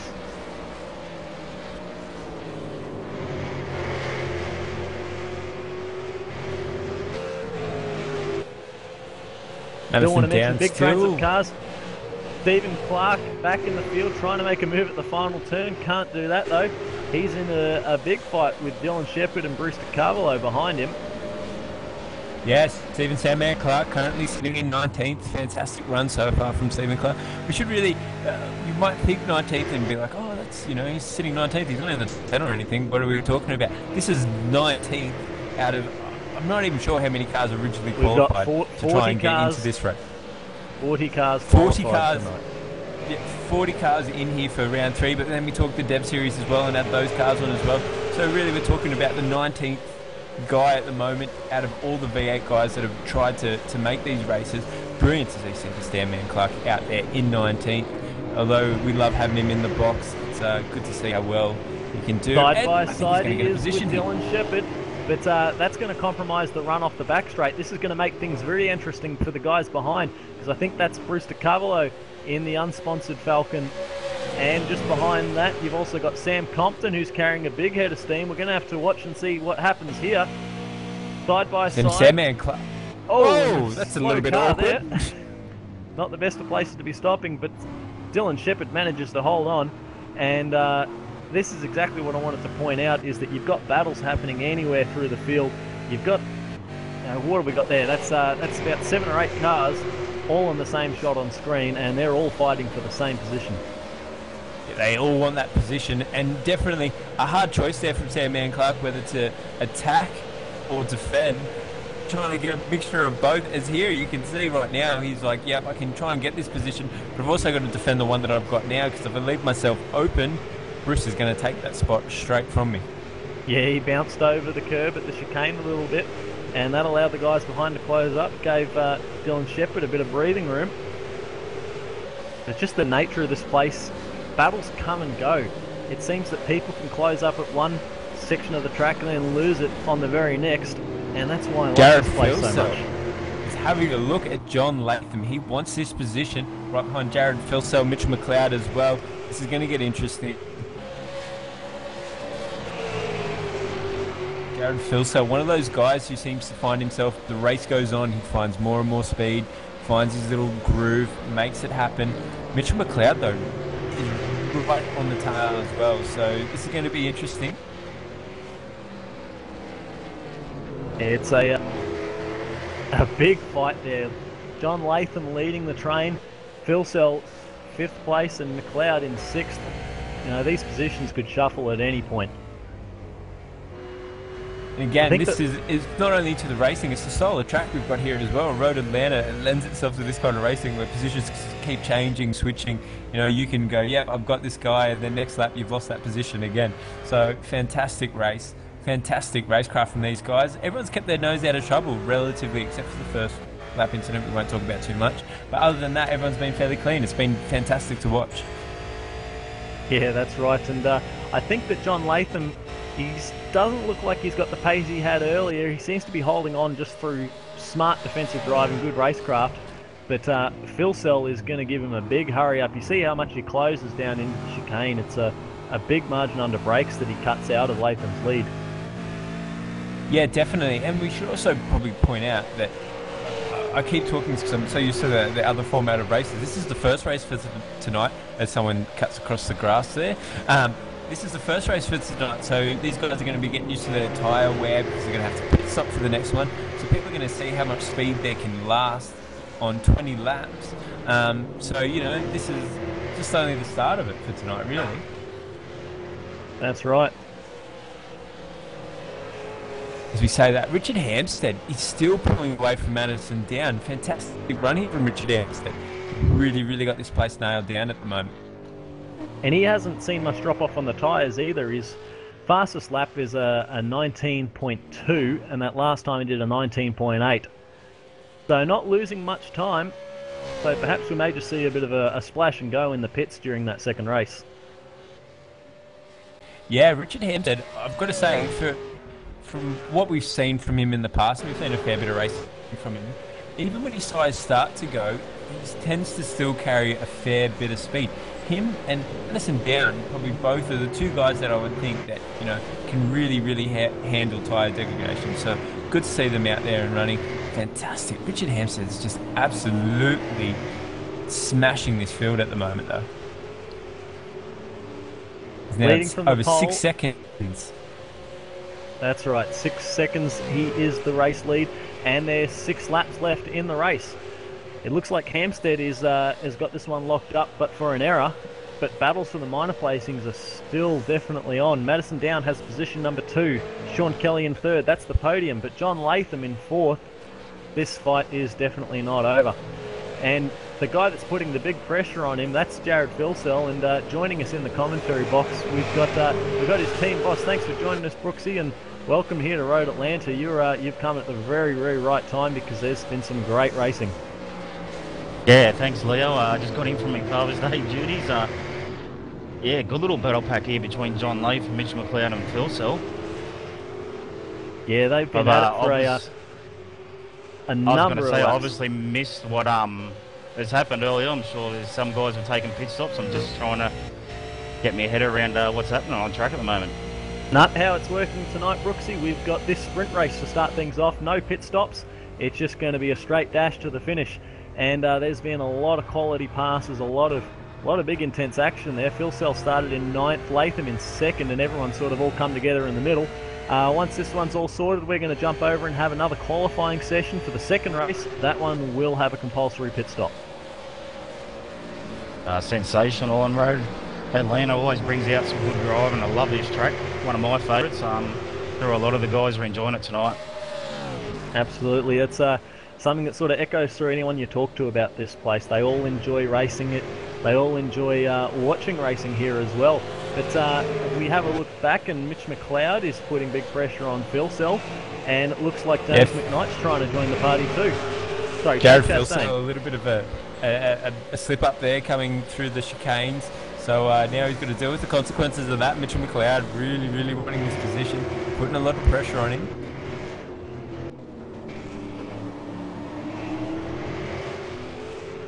And also, just to keep you posted, that battle we were watching earlier is still raging. Dylan Shepherd and Sandman.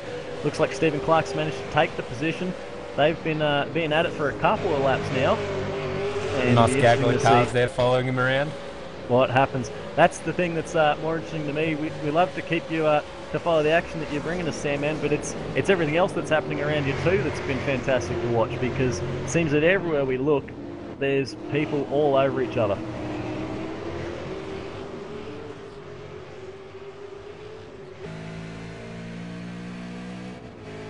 Oh, contact.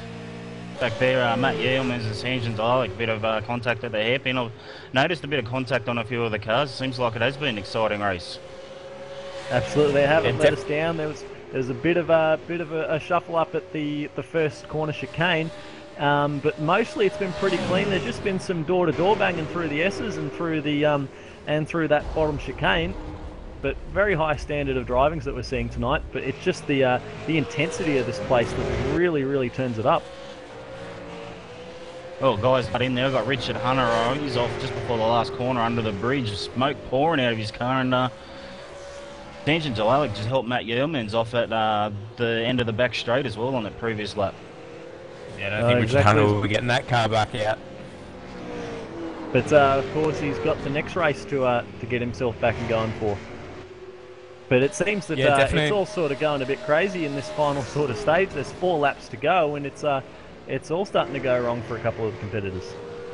Looks like our marshals have just handed out a black flag there to Jared Muggleton. I would say it has something to do with the incident there at Richard Hunter. Yeah, let you know if we find anything more about that. But with 3 laps to go now in the race, Hampstead leads from down, Sean Kelly in third.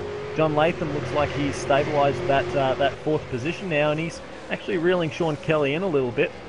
But Jared Filsell still holding on in position 5, Mitch McLeod behind him in 6th. Chad Chastain and James McKnight are edging close to that top 5, with Lee Ellis and Tony Ortridge rounding out the top 10. Yeah, Jared Filsell doing really well here to deal with the pressure that Mitchell McLeod's been applying for this race. So fantastic racing so far from Jared. Yeah, just to follow up there, Sanjin Jalalik's just been handed a black flag for his contact with Matt Yeomans. Oh, just if we can look back further in the field, Sam Compton, Damien Butler and Bruce DiCarlo, these guys were running nearly 3 wide down on the front straight. With 3 laps to go in the race, they are turning it up big time, not letting any opportunity go astray as they're sort of darting and diving for any position that they can find.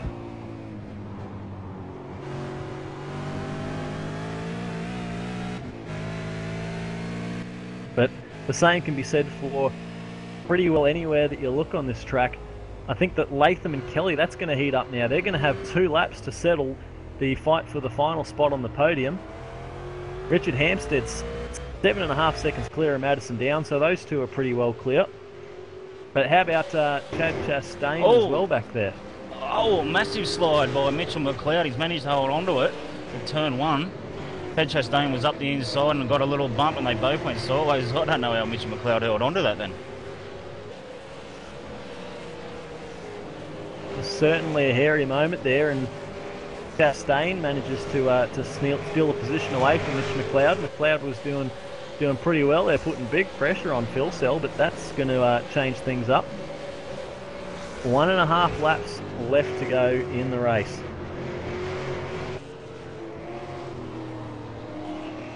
A bit further back, Sandman is still side by side.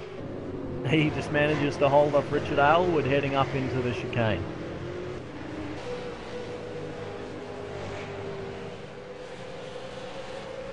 That is a huge battle pack. They're all the way from 7-8 back to what is it, 22nd. I can't stop looking at it. And every single lap they're all over each other. But this is going to be, once they reach the stripe, the last lap. Richard Hampstead has got the race lead. He's got a huge margin, 7.5 seconds back to Madison Down. He's in a bit of clear track himself as well. Then it's back to Sean Kelly and John Latham. These guys fighting for 3rd and 4th. Still a bit further back there, Chastain, McLeod, McKnight and Ellis, they're fighting for bottom spots in the top 10. But that battle got pack Sandman. down a bit further. Sandman on the way inside of Shepherd down in the final chicane. Brakes glowing on both of them. They're going to be side by side heading over the hill. Richard Aylward's going to try and buy into it as well. It's going to be a tight move. They're going to begin. And Richard Aylward's got this job done. He has. Oh. But I think you're going to have to watch Bruce DiCarlo behind it there. He's got the run and he's going to slide up the inside of Sandman heading into turn 1. Very tricky move to pull off. There's going to be contact and Sandman's just been hunted into the barrier. Wow, that was... you sort of saw it coming. They were all over each other for a number of laps, fighting very, very hard back in the pack there. But up ahead, Richard Hampstead coming through the final turn. He's going to take the checkered flag and the win here for race 1 at Road Atlanta. But still, there's been action everywhere. Madison Down's going to take 2nd. And Sean Kelly, amongst all of that, he's still got 3rd. And he's going to hold on as John Latham crosses the line in 4th. Oh, but the McKnight and Ellis, what happened there? They were crashing over the start-finish line. And McLeod too. Wow. They've gone over the start-finish line backwards. Oh, wow, that was...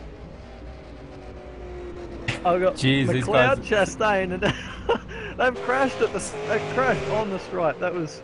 And this is why they don't go 3 wide into the last corner. All right, and they're still going a bit further back there. Dylan Shepherd, Richard Aylward, Bruce DiCarlo. That was a big battle that we were watching. Stephen Clark was a part of it, but he got punted off into the barriers. Dylan Shepherd and Richard Aylward, they're still on. Be very curious to see how that happens. Goodallwood is looking strong over the hill.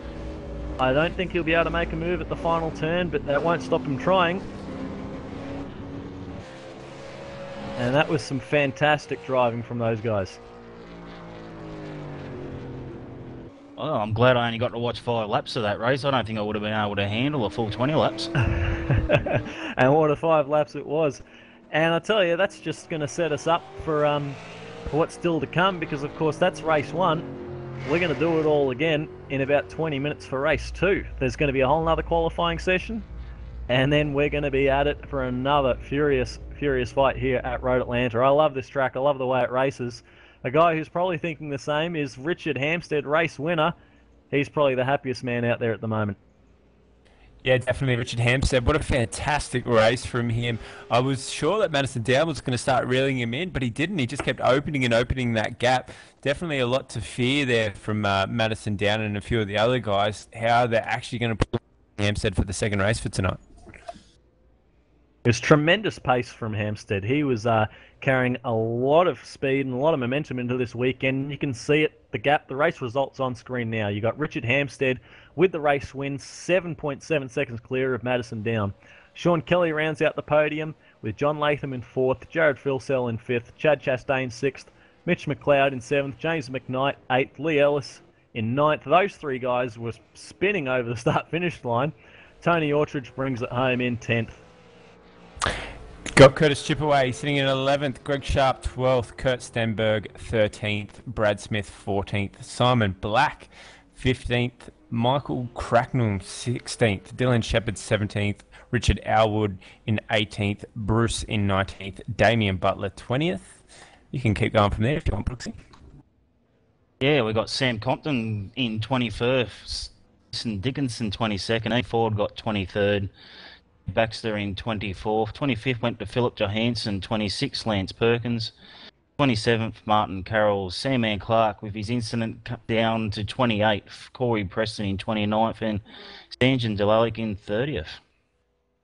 Jared Muggleton brought it home in 31st with a drive-through, unfortunately. Matt Yeomans had contact a bit earlier in the race, and here's guys that all had dramas of one sort or another. Richard Hunter in 33rd. Tobias Cerny actually did a really good job to bring it home 34th. He missed the start of the race due to internet dramas.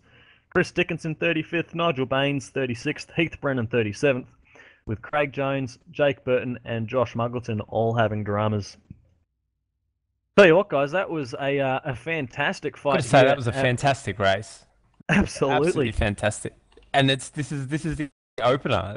When we think about this, I'm still so used to the old school way of running things. I need to get my mind around it. I'm like an old man going, this just isn't quite right. But it's fantastic to watch. It's absolutely brilliant to watch. This is the opener. We've got the next one coming up with a pit stop. I'm super excited about this one. This is going to be fantastic. Now, earlier in the night there, Brooksy, Daniel made a pretty bold bet that there would be 2 different race winners tonight. Oh, okay. We'll have to keep posted and see what happens there.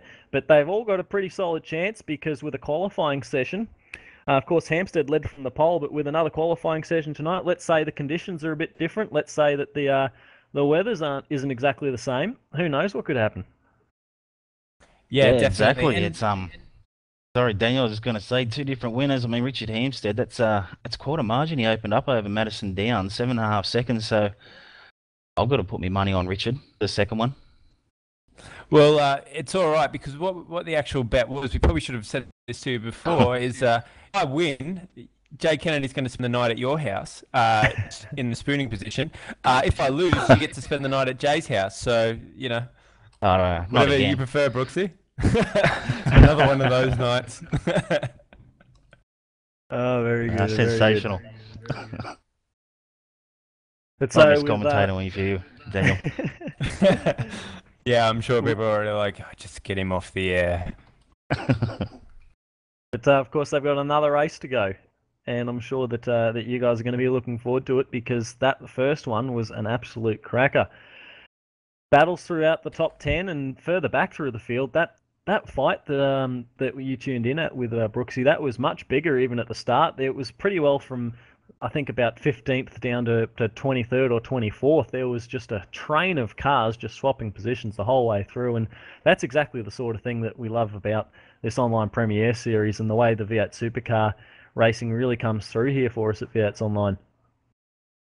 Yeah, you're spot on, Leo. Well, from what I saw, apart from that incident with Sam, man, the driving in that group was outstanding. The guys knew exactly what the other guys were doing, and a lot of respect shown, and just marred a little bit by that incident on the second last lap. But I hope there's plenty more of that to come in this last race. Let me understand, when we talk about how much quality is in this series, how much these guys actually trust each other out on the track, you can see it's not too many people I wouldn't go side by side with in the first turn of Road Atlanta. Absolutely fantastic to watch. And if this was a standard series, the ones that we used to run, I'm sure there would have been a lot more than 2 incidents over a whole race. We only really had 2 big incidents that whole race, and it was fantastic to watch. And the same could be said for the development race. There's a very high standard of driving in that one too.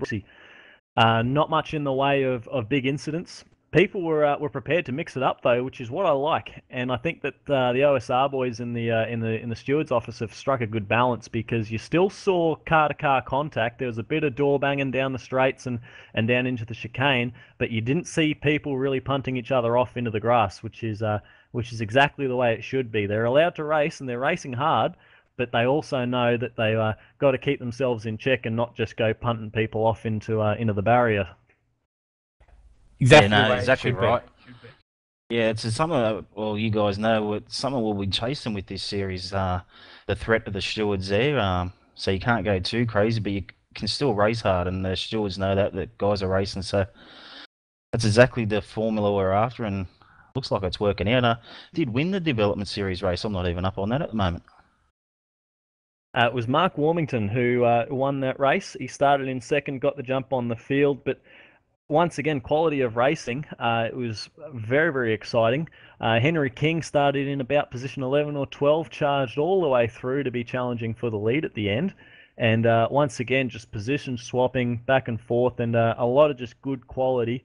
Really fair, but really intense motor racing.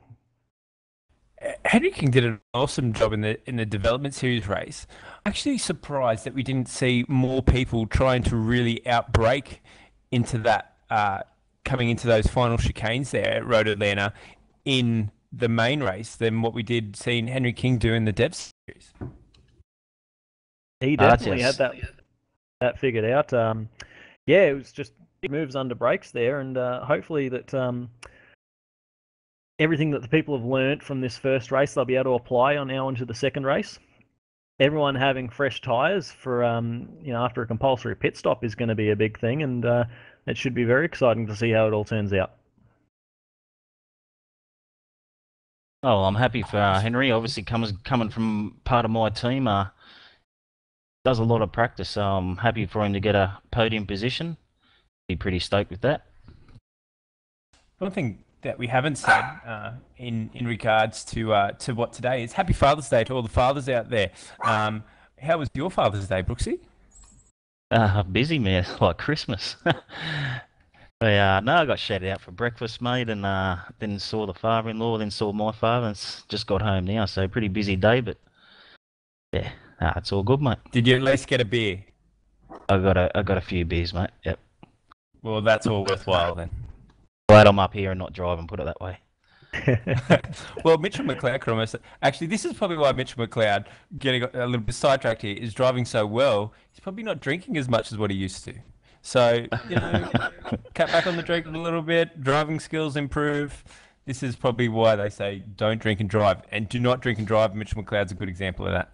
Well, it's a bit of a surprise it's gone that way, because he doesn't have a safety rating to be worried about with this series. I was going to say I haven't seen a Facebook post from Mitch for a while for beer in hand, so it's probably directly related to his performances on track, I think. Exactly. Carlton Draft does not help you drive faster. So I think nearly every post on the old series, when we're doing the official series, every time before it would start, I would see a picture of a beer can and a steering wheel. and Mitch McLeod something like ready to race or something. I was like, geez, this isn't going to end well for anyone. So obviously the stewards has probably scared him straight. And the fact that one of the stewards probably lives not too far away from him and can go smack him in the head if he does something wrong. That's, I think you figured it all out, Daniel. Exactly what's happening.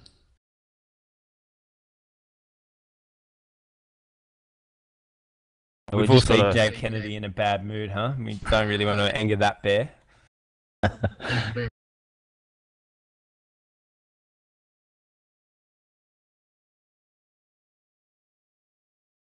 Just waiting for the next race to come up, next session. Obviously, takes a little bit of time. Simon Black's looking after all that, and he's just done 20 laps, so he might be a little bit buggered from his racing. Regretting the second race?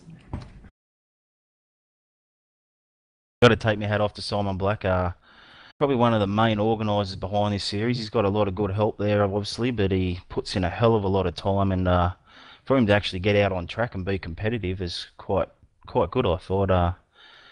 He loves driving it, but he spends a lot of time doing the admin. He doesn't get a chance to drive too often. Yeah, he actually gets some fantastic results when you think about all the work that he does behind the scenes, and still manages to get out there and be competitive, very, very competitive. When you see where he's sitting in the field at the moment, fantastic job from Simon Black, and a big thanks for all the help from OSR in setting up this series to make it so good for V8s Online to actually broadcast. Yeah, he got 15th in that first race. Clean, very consistent. He's usually the guy with the least amount of incidences in any race, and it obviously pays well for him. Yeah, you don't see Simon Black getting involved in too many scraps out on the track. Normally he's a very courteous driver, but he's still very aggressive and knows how to defend his position. So, and I think anyone would feel really bad if they hit Simon Black off the road. He's not the kind of guy that I would like to punt. Whereas Mitchell McLeod or Jay Kennedy or any of those guys, you wouldn't really be too worried about them at all. Just speaking of all of that, I'm hearing that got some info regarding the stewards' actions out there. Reese Gardner in the pits getting to work as usual, and you got some info dug up for us, have you, Reese? Yeah, I have. I've been in contact with the stewards, and they've been handing the following after-race points penalties to the following drivers. We got Ian Ford for an incident on lap 1. We got Jared Muggleton for hitting Martin Carroll on lap 16. And Sanjin Delalik and Jason Dixon have also received penalties for contact with other drivers. And also Brewster Carvalho has also received a penalty for contact with Stephen Clark. So they're keeping an eye on things. Big Brother is watching. And yes, I imagine some of those penalties would carry over into race 2, would they? The ones that started late in this one. Any idea what would be happening there? Maybe grid penalties or penalties at the stop? From what I can see, they are solely points penalties. So it's just points deducted from their total after this race. There we go, and straight back into the racing, huh? Yep.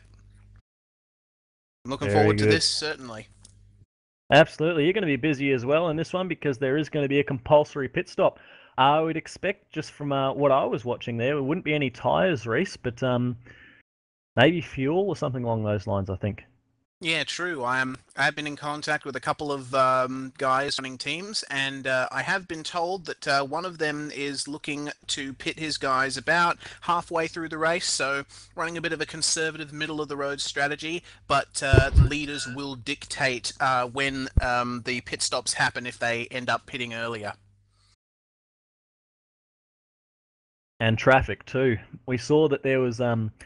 Traffic was a big factor for everybody out there tonight in both of the races so far, because with the sheer number of cars and the lack of real estate around this place, you lose bulk time if you've got battles in front and behind and you're in the thick of it. So it might be some people try and get that stop over really quick just to get some clear track, or you might see some people play the long game and just try and run by themselves for the whole race.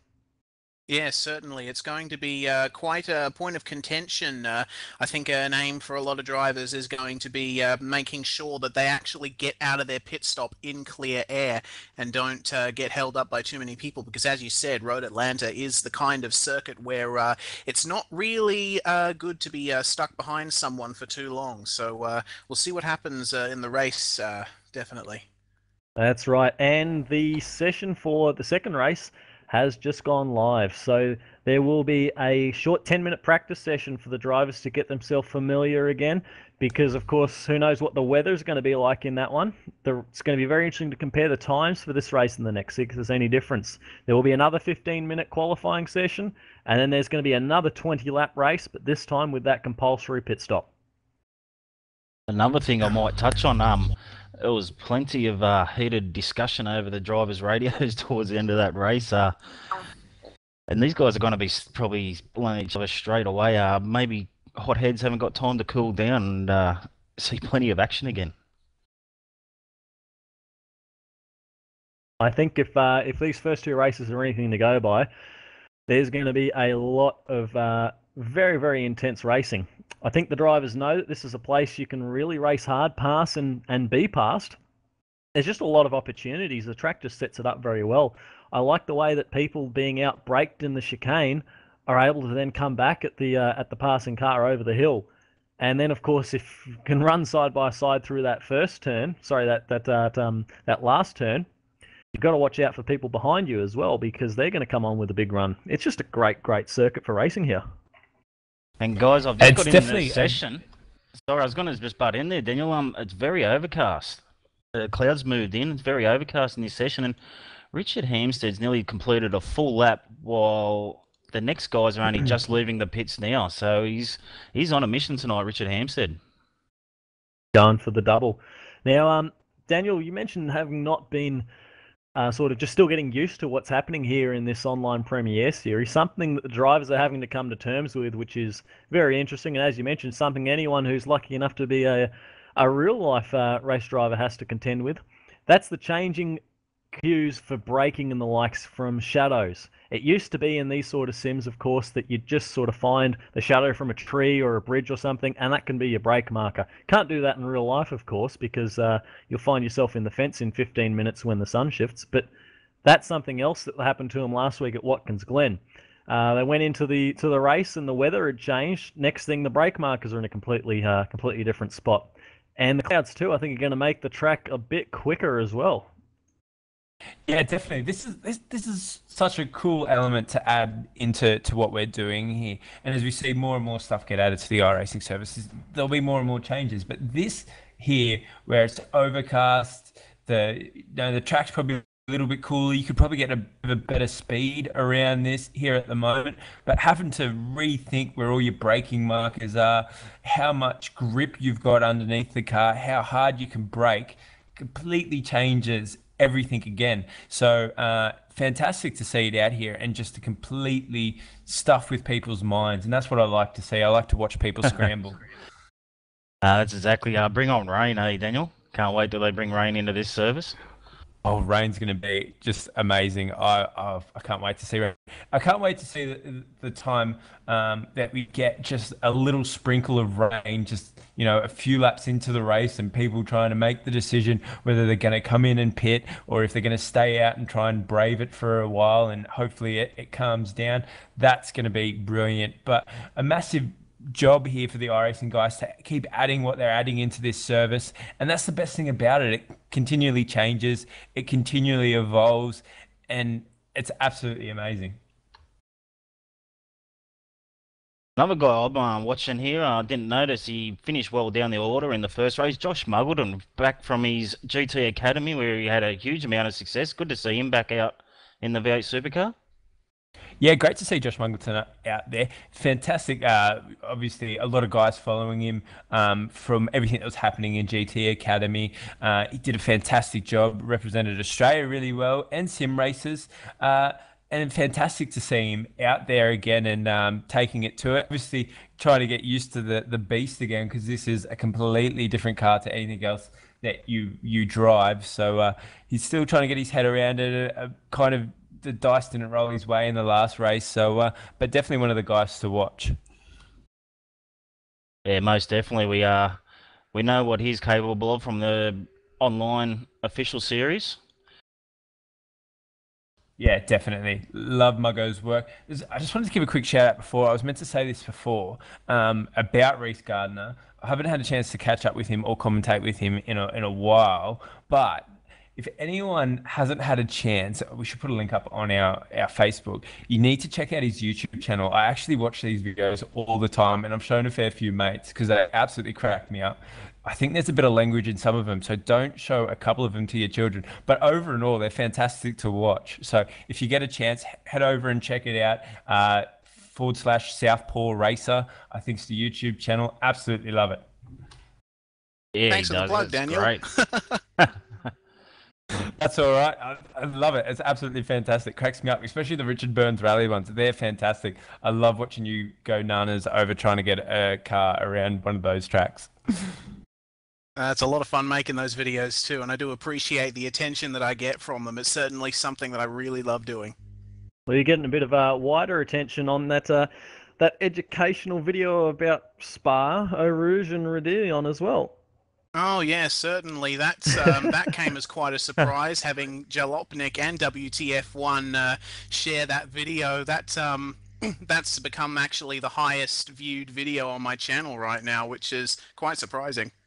We might actually chuck up a link to that one. Do you actually want to? You should just to give people a bit of an inside. You should probably yell at all our viewers right now and scream at them so that they feel a little bit uncomfortable. I'm Reece Gardner! Love it, fantastic. There you go. Good job. Are we going to see more of those all Rouge the ones, kids by the are way? scared off to bed now. So it's great. Probably. I don't know. Oh, fantastic. We'll see. If I get worked up enough about something else in the future, I'll definitely try and do something like that. You know what I would love to see is one targeted at Matt White, and everything that he says is actually technically wrong in V8 Supercars. I would love to see that. If you can start that, Reece Gardner, that would be amazing. I would love that. Be just one of the best videos out there.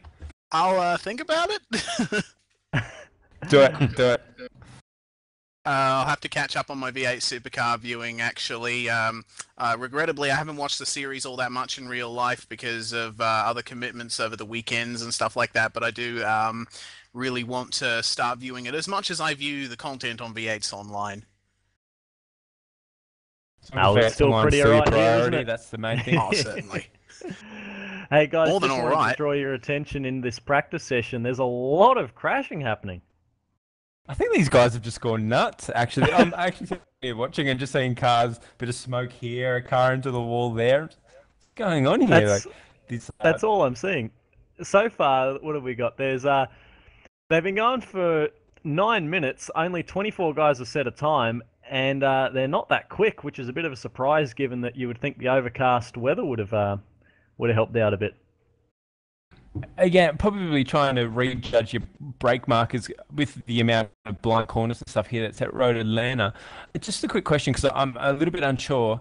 The practice session, is this still, are the officials looking at this to see what's going on? So if you make a mistake or take someone out in a practice session, do you get pinged for that? No, I don't think so. In this one, I think this is get your paybacks out of the way in practice before qualifying a race starts. If you need to punt someone, do it now. Even the stewards need some time off, I think. But this session's just about done. It's a 10-minute practice session. They're just about over. And picking up where we left off, Madison down, fastest man so far, 19.16. Chad Chastain also on a 19.16, and Richard Hampstead in position 3. That's going to about wrap up this practice session, and then another 15-minute qualifying, and back again for a 20-lap race. I like what we're setting up for right here, boys. I have a apology to make, guys. I've got news through that I was pronouncing Matt Yeoman as Matt Yeomans, but it's actually pronounced Wyomans. So sorry, Matt. I'll try to make a better effort in future. I'd like to pronounce things how they're spelt, but I think I failed in English. Yeoman's Brooksy. Yeomans. Yeoman. Like yo Yo. man. Okay. Probably Yeah. a little bit after your time there, Brooksy. That kind of pronunciation. Get That's that okay. 90s That's slang okay. on. Yeah, exactly. A bit of Will Smith going on there, buddy. Okay, yeah. Yeomans. Yo. Got That's it. it. He's got it. He's got Oh, it. there we go. All right. So here we are. Qualifying is underway. So thanks for joining us here at V8's Online. Round 3 you're watching of the V8 Supercar Online Premier Series. Of course made possible by Get Dirty MX, TrakRacer, and all the guys at OSR, Oceanic Sim Racing. 15-minute session here. I'm Leo Gray. We've also got Daniel Bryant, Clayton Brooks in the commentary box with me, and Reese Gardner in the pits. And if you're just joining us now tonight, you've come at a very exciting time because the racing has been thick and fast and very exciting, and we're expecting more of the same. I'm just getting some information here, guys, concerning the strategy for the race. The pit window is looking to be from lap 7 to 13, or something to that effect, and it seems that drivers will need a fuel load of about 45 litres or so to complete the race. I was going to ask that actually, Reese. Is the fuel being shortened? The maximum Yes, it has. capacity of these Yeah, tanks? my mistake, guys. 45 litres is not what is required for the race. It's the fuel tank max size for this race, so they've edited it so that you cannot put more than 45 litres of fuel in the car at any one time. It's just another thing to keep these drivers on their toes and get their thinking caps on. Is like what we like certainly. to see. It is a similar sort of take to how they run things in the longer races in the real life V8 Supercar series, because of course they can make the race on one fuel stop, but they force you to do two. So similar sort of thing here. You can make the race on a full tank of fuel, but we're going to make you come into the pits and do one anyway, just because you need to have that in your resume to be a top level driver.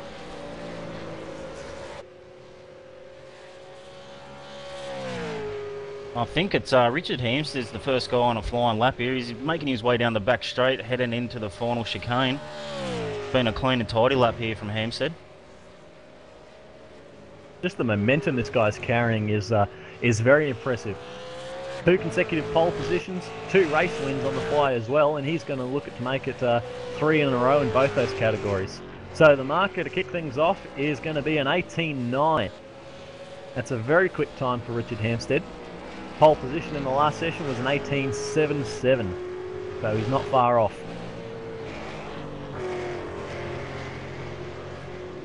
What was the sort of spread, guys, in the top 10 for qualifying in the first race? Half a second or so, was it? Not much. I'd say it was, I can't remember it off the top of my head, Brooksy, but it was probably about half a second over the top 12 or 13. The top 3...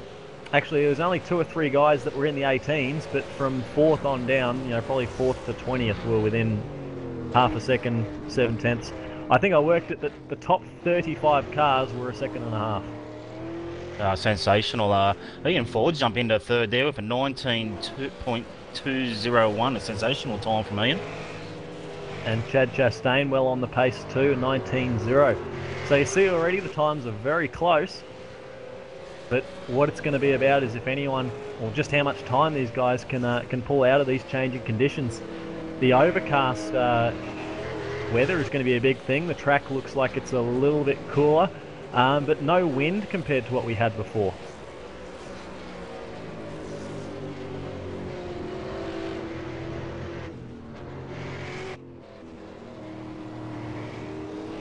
Just over 10.5 minutes remaining in the session. Drivers have been out for their first flying lap. It seemed to be that that the trend from that first session was that you'd do an out lap, a flying lap, and then straight back in, because these tyres don't last long enough for you to get multiple laps, and the fastest lap is always going to be on that first flyer.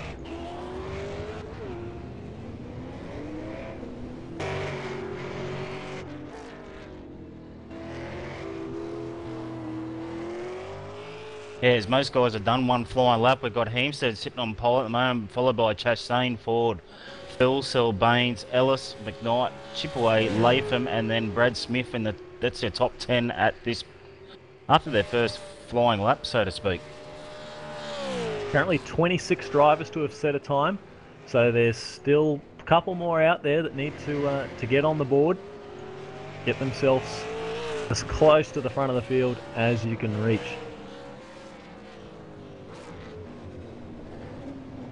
But perhaps people still just getting a bit of an idea about the conditions and getting an idea of how the track has changed, but getting a bit of info from the stewards and from the pits. What have you got there for us, Reese? Guys, I've been contacted by the stewards, and there's been an issue with stopping and escaping for a couple of drivers. For those of you who don't know, in the V8's Online Premier Series, there is a rule that makes it more like real life, in which you cannot stop and press escape to go back to your garage while you're on track in qualifying. You have to complete an in-lap and enter the pits. And the two drivers that have been pinged for doing that are Jake Burton and Matt Yeomans. Matt Yeomans apparently had his engine blow up, and that was the reason for his stopping and escaping, but an exception to the rule cannot be made for that. So Burton and Yeomans are out of qualifying. Well, if you blow your engine, you are done. So those two are going to be starting at the rear of the field. We'll try and keep you informed as to how they progress throughout the race. But still plenty of other guys out there to lay down a time, to lay out a marker. And it's still Richard Hampstead who is on pole at the moment.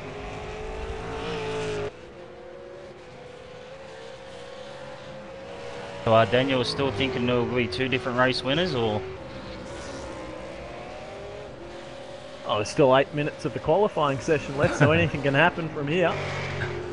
And all it takes is going to be a bit of a draft, a bit of a toe, nailing that perfect lap, and who knows what could happen. But I think it is going to take a bit of effort to displace Hampstead at the top, because he's carrying a lot of form. I've got Curtis Chipaway. He's sitting on the escape road before the last corner. He's can't find a way back onto the track. Oh, he's got back onto the track now. Of course, he can't escape. He's got to be able to drive that car back, looking for a safe way to get it back to the pits. A lot of damage on it. Yeah, the other thing too is that he doesn't want to balk another driver, because interfering with another driver's lap will earn you a penalty. So at least he was doing the right thing, keeping out of the way. Clearly he made a bit of an error and was just doing the safe thing and not ruining anyone else's run.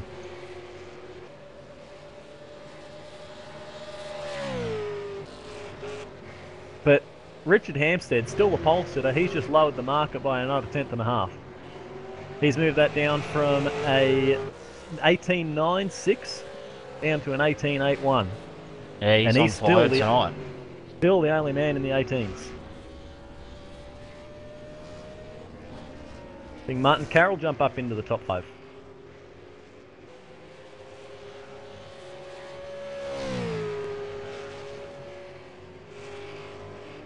Well, you haven't seen Madison Down put down a fast lap yet.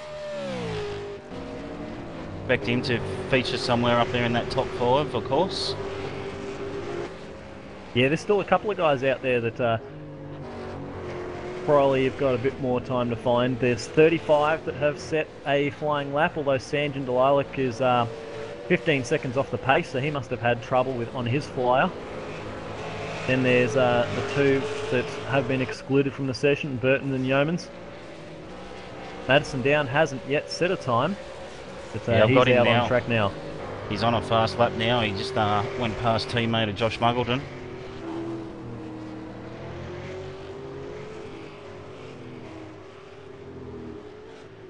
Speaking of Muggleton, Josh is down in 24th at the moment, just ahead of Jared Muggleton.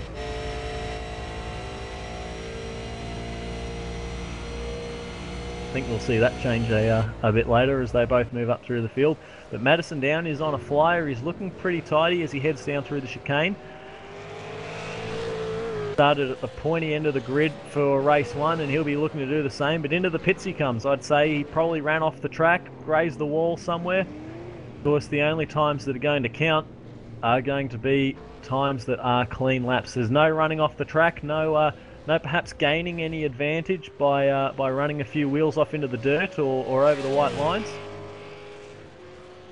And Madison Down is going to be straight back out on track to try and set a time. That's the other thing with this session. There's 4.5 minutes left. sorry, 4 minutes 40 left, and Madison Down has not set a time yet. He's probably only going to get 1 or 2 flying laps.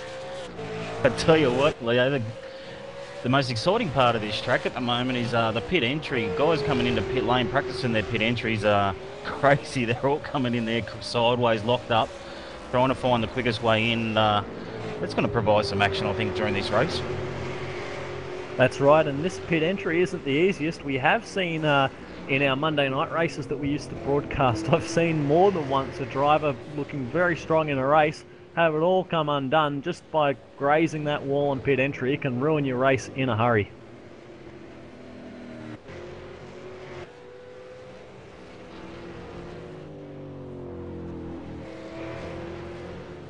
Seeing that Jared Philsell and Sean Kelly have both jumped up into the top 5. Kelly, of course, involved in some great action in the first race tonight. But still, no one's able to jump up into the 18s with Richard Hampstead. James McKnight, exactly as I say it, James McKnight jumps up onto the front row with an 18.97. It's a fantastic time from McKnight. And one of the Powerbond cars is blowing an engine too. That's Curtis Chipaway. Looks like he's going to make it into the pits. Chad Chastain is still third. Someone else has jumped up there though. Ian Ford jumps into 4th.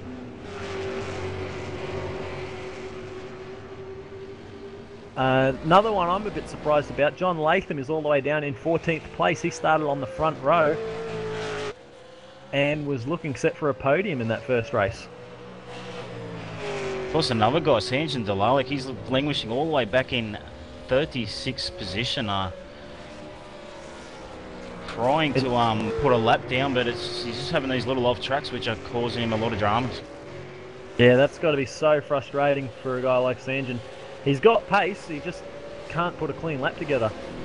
He's got Madison Down behind him on track. Down is on that flyer. He's another guy who hasn't been able to put together a clean lap.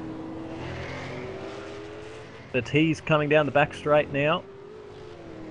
Looks like this is going to be one to do it for him. I think it's really got to be a clean lap now for Madison Down, because with 2 minutes 20, there's not going to be much time to get back into the pits, do another outlap, and set another flyer.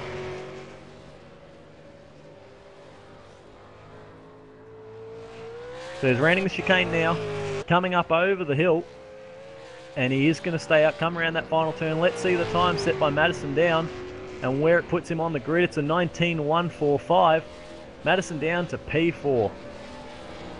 Yeah, nice lap. Gets him up that point in where he needs to be. And with 1 minute 40 left, he's not going to have enough time to do another. So you got to say that was a great job from Madison Down to be able to put it together when with that high pressure situation.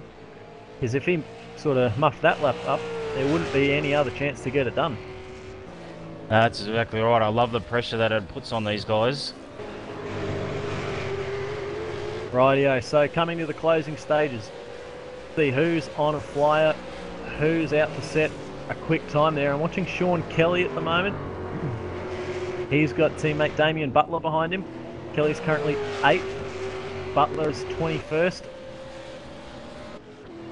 They might just be starting a flying lap. So it'll be interesting to watch these guys because they've got some time to improve. I've got Hampstead in the pits, so he's not going to improve anymore. So it's down to all the other guys to try and pip him. Hampstead has moved the marker, by the way, Brooksy. He's moved it to an 18.6. Yeah, wow. Got some real pace tonight. That's a statement. Got 30 seconds left until the checkered flag flies. And then we will have the grid for race 2 tonight from round 3 of the V8 Supercar Online Premier Series. Oh, I'm looking down here at the hairpin, and there's cars going everywhere. Sandman Clark, he would have been balked massively through that section of the track just then. Got 3 wide down the back straight. Ian Ford, Greg Sharp and Dave Baxter. It's happening everywhere. So the checkered flag is out. There's still drivers out there on flying laps. We'll try and keep up with who's out there and who is setting a time. But at the moment, Richard Hampstead is on pole. And it's going to take a big effort for anyone to top that 18.6 that he's done.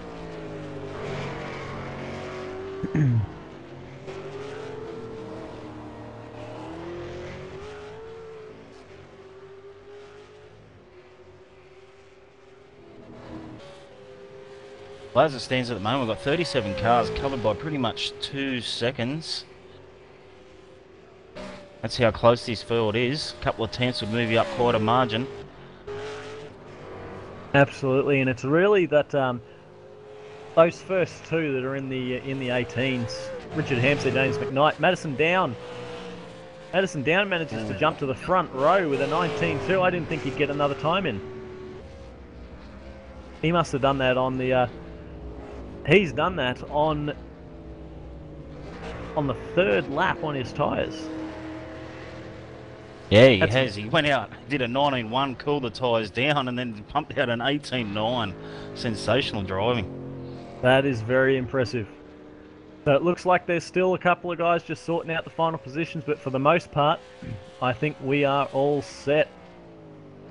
And it's going to be Richard Hampstead with another pole position. That's 3 straight pole positions for driver of the number 28 TTL Falcon, Richard Hampstead. Madison Down is going to find himself in position 2 from James McKnight, Chad Chastain and Ian Ford. That's the top 5. Mitch McLeod's going to start in 6th with Jared Philsell, Sean Kelly, Martin Carroll and Lee Ellis. That's the top 10. Yeah, out of number 11 is Nigel Baines, followed by Corey Preston and Curtis Chipaway. Kurt Stenberg, 14th, followed by Tony Ortridge, Tobias Zerny, and then Brad Smith. John Latham down in 18th position, Greg Sharp 19th, and Josh Muggleton got into the top 20. 21st belongs to Richard Aylwood, followed by Damien Butler, Philip Johansson, Simon Black, Dylan Shepherd, Jason Dixon, Michael Cracknell, Jared Muggleton, Stephen Clark, and Sam Compton out of position number 30. Yeah, and then now to 31 was Sanjan Delalic, Dave Baxter, Richard Hunter, Lance Perkins 34, 35th Heath Brennan, Craig Jones 36, 37th to Bruce DeCavallaro, Jake Burton 38th. Got Marty Atkins in 39th and Matt Yeomans in 40th. So that is the grid set for race 2 of round number 3, the V8 Supercar Online Premier Series. Going to be very interesting to see this drag race down into turn 1. Hampstead has shown the last couple of races that his starts have been good enough to earn him the win. But I'm going to be keeping an eye on that second row and even a bit further back. James McKnight, Chad Chastain, Ian Ford and Mitch McLeod. Those are 4 guys that are going to be very keen to get up front and spoil the party. There could be fireworks. SDC Motorsport guys, they're really on song lately and out in numbers, and yeah, I'm keen to see what they're able to produce this race. Cars are gridding up now. We're almost ready for a start here at Road Atlanta. The grid's that big, they're backed up all the way up the hill under the bridge nearly. Oh, it's an awesome sight, isn't it? There's 40 cars here for race 2 tonight. And you hear the revs begin to rise. Richard Hampstead on the pole, getting ready to go racing at Road Atlanta for the second time tonight. And look at the jump from James McKnight. He's got a blinder. He moves past Madison Down. You've got Chad Chastain trying to go with him. McKnight's going to try and go the outside at turn 1. Can't make it happen. But it's a big pack heading through turn 1. Up and over this crest, clean for the most part. Richard Hampstead still has the lead. McKnight settles into second, with Madison Down in third. And then the train continues all the way down through the S's. Yeah, Philsell's jumped from 7th up into 5th spot, so a good start for him. Got in front of Ford and McLeod.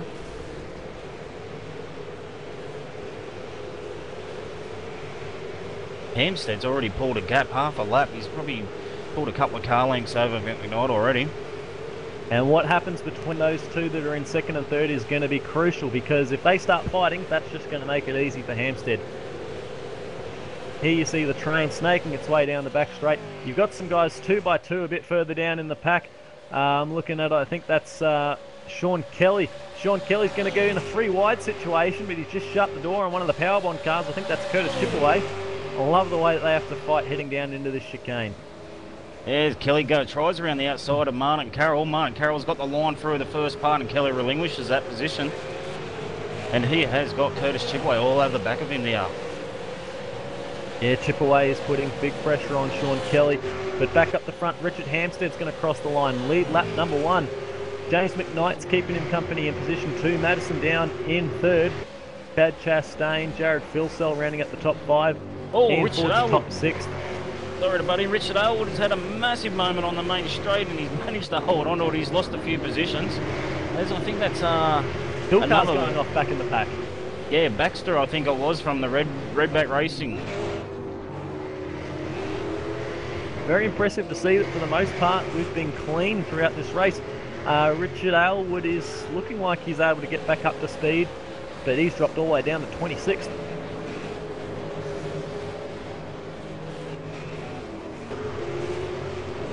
Oh, we're in for an entertaining race. Guys like Sean Kelly sit down in 10th, usually at the point end of the field. Tony Autry, John Latham, Josh Muggleton, those three are the line of stern. And those guys usually at the pointy end of the field. Speaking of pointy end, here's the fight for second. Madison Down having a big dive under brakes. That's exactly the sort of move that Daniel was talking about earlier.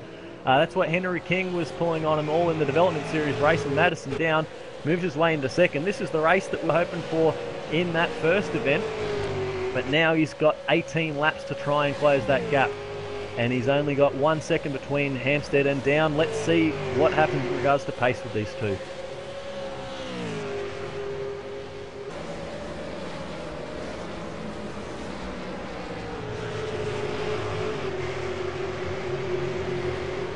The other one I'm liking is that there is a huge pack from the middle of the field. I'm looking at that one. It starts from Lee Ellis in 8th, and it's a train going back to Jared Muggleton in 21st. Guys, I got the first pit stop of the race there, man, Clark. I don't know, was there a pit window they had to abide to or not, where they could stop any time they want, but Sandman's in the pits and getting the service done right now. Yeah, I have not heard about a pit window, but he was clearly not happy. A pit window in the pre-race, guys. It's about laps 7 to 13, so that is an early pit stop for Sandman. It must be for some kind of mechanical problem. Okay. There we go, we'll have to keep an eye on that one. But this train here back in the field is just immense. This is the sort of action that we've been seeing all night. Doesn't matter whether it's in the dev race or the main split. Because people are able to just hang with the car in front, get a huge draft down that back straight, and try and set themselves up for a pass somewhere on the track. But interesting to watch that John Latham, he started in position 18. He sits in 15th at the moment. Hasn't really made as much ground as what his speed would indicate. But I think that just shows the level of competition that we've got here in this field. And got some information from the pits with Reese. Yeah, guys, I have received a bit of news concerning Sandman's pit stop. He does have damage to the front right, and Jared Muggleton is out of this race because he accidentally left the qualifying setup on the car. And also, I'm also hearing from the head of Custom Image Motorsports that Jake Burton, who started at the rear of the field due to escaping to the pits in qualifying, apparently did that intentionally, probably in order to avoid a lot of carnage on lap 1. So that's all I've got for now. Very interesting strategy. Hampstead's weaving all over the track going down the back straight, trying to break that draft back to Down. He knows how critical it is, but if you think about the speeds these guys are pulling, I'm seeing 285 kilometres an hour. 285 k's down into that bottom chicane. So Hampstead is going to do anything he can to take that draft away from Madison Down. Madison Down has a huge slide through the final turn, though. That's going to put him under pressure from James McKnight. Look at the run that McKnight's got. Very tricky to make a run in turn 1. I don't think it's going to happen, but that's going to give Hampstead a bit of breathing room. And the fight from second through to 5th is on. I'm not sure exactly how Hampstead didn't incur a slowdown penalty at that back chicane. He took a lot of the curb, a lot more than any other driver. As you said, Leo, he's trying anything to get away, to get that gap up. We're seeing that Philip Johansson has retired from the race with problems there.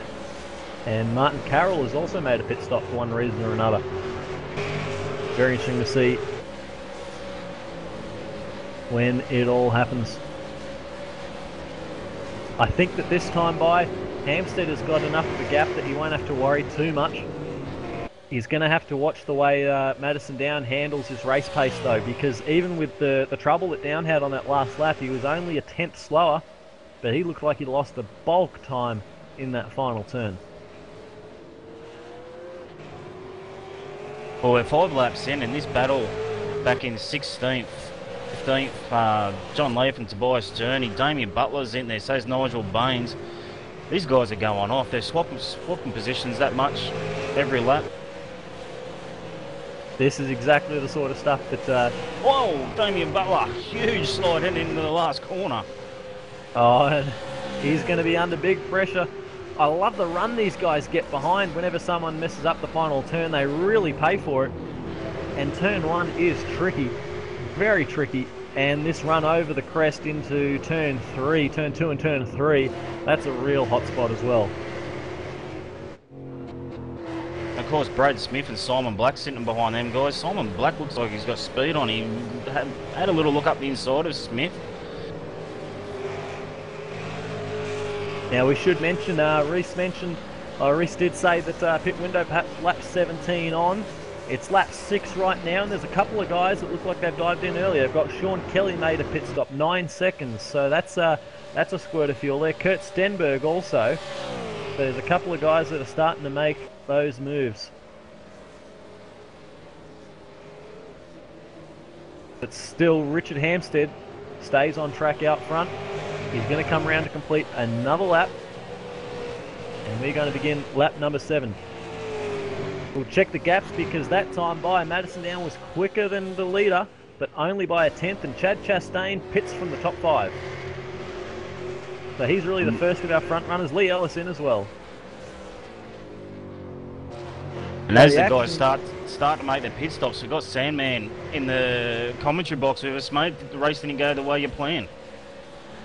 G'day guys, no, unfortunately the Hybrid Race Simulations Falcon's going to call it an early night. Got caught up in a little bit of first lap drama. I'm not sure what's going on in the chicanes up on the start of the race. There was a little bit of contact, and unfortunately it's given me about 7 minutes of repairs, so that pretty much is night over for us. That's a shame, mate. I missed most of the first race. How did you find racing out there tonight? I really enjoyed it. Had a great battle inside the top 20 after a disastrous qualifying. Qualifying didn't quite go the way I wanted it. Was back in about 33rd position, I think, and managed to get up to about 19th and 18th and had a tremendous battle, but unfortunately a little bit of racing contact on that last lap fired me into the fence and it was race over. So not quite the night we'd like in the Hybrid Race Simulations Falcon, but no doubt the rest of the TTR boys will put on a good show, and fingers crossed for a good result. But good luck trying to stop Hampstead. Yeah, he certainly looks like he's got the pace. Well, no doubt we'll be seeing you in 2 weeks' time as this Premier Series continues on, Sandman, and wish you a lot better results there, mate. Cheers, mate. All the best for the broadcast, boys. Well done. We've got Thanks, James Sandman. McKnight. He's pitted from 3rd spot. He's entered the pit lane. We've also got Muggleton, Smith and Black in the pits too. So this is where the front runners are starting to make their moves.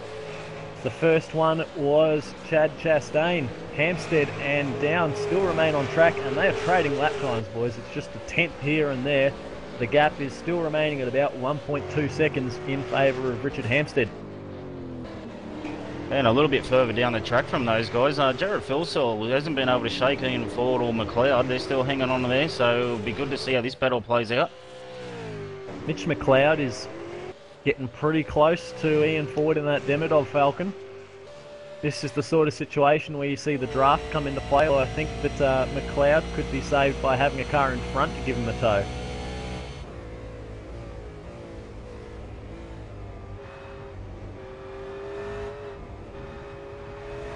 Be interesting to see what these guys do, because obviously those 2 SDC Motorsport cars were involved with these guys battling, and McLeod's taking the early pit. It looks like Philsall and Ford may as well stay to the very end and come back at them with fresh tyres towards the end of this race, I think. Yeah, I'm not sure if people are taking tyres. The pit stops look a little bit too quick for that. Yeah, and true. I didn't see enough of a drop-off in the first race to think that tyres would really give you much. But you're right, I think that Philsall and Ford should likely stay out because they're not being held up. They're not being delayed in traffic or anything like that. And on that, Hampstead and Madison Down would probably do the same. There's been a big blow-up in front of the leaders. I'm trying to work out... yeah, Matt Yeomans. Yeomans, everything's it's all gone wrong for him there. And that's just going to give these guys a bit of a dirty windscreen to contend with. But should note, last time by, Madison Down was quicker than Richard Hampstead by 0.3 of a second, so he is closing in. Yeah, he may have been able to make a few little adjustments in that window in between races to the car, which may have helped. And they are, of course, the two quickest guys on the track. But yeah, those SDC cars, that's going to be an interesting one to follow. Although, yeah, they are both the first two cars to have pitted. James McKnight is currently 10th, and Chad Chastain is 11th. Followed by Lee Ellis, Mitch McLeod, Sean Kelly, Kurt Stenberg, and John Latham. Those are all guys that have completed their pit stops. The top 9 guys are still out, but having said that, Phil Sell pits from position 4.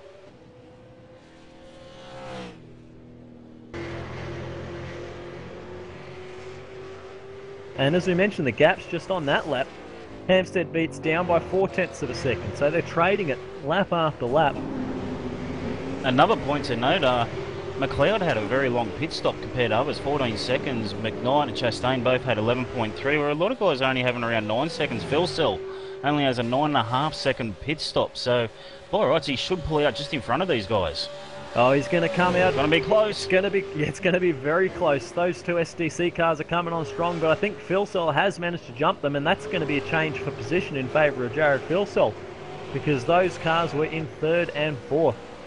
Yeah, full 2 seconds quicker his pit crew in the pit, so he obviously knows something those guys don't. But McLeod, 14 seconds, that's really hurt his chances of getting a podium tonight. Not wrong, he's dropped back behind Ellis, Chastain and McKnight as well. He's got Sean Kelly for company as well, has he? Kelly would be looking to follow up from his strong result in race 1. But Hampstead into the pits, Madison Down stays out on track. So race leader pits with 10 laps to go.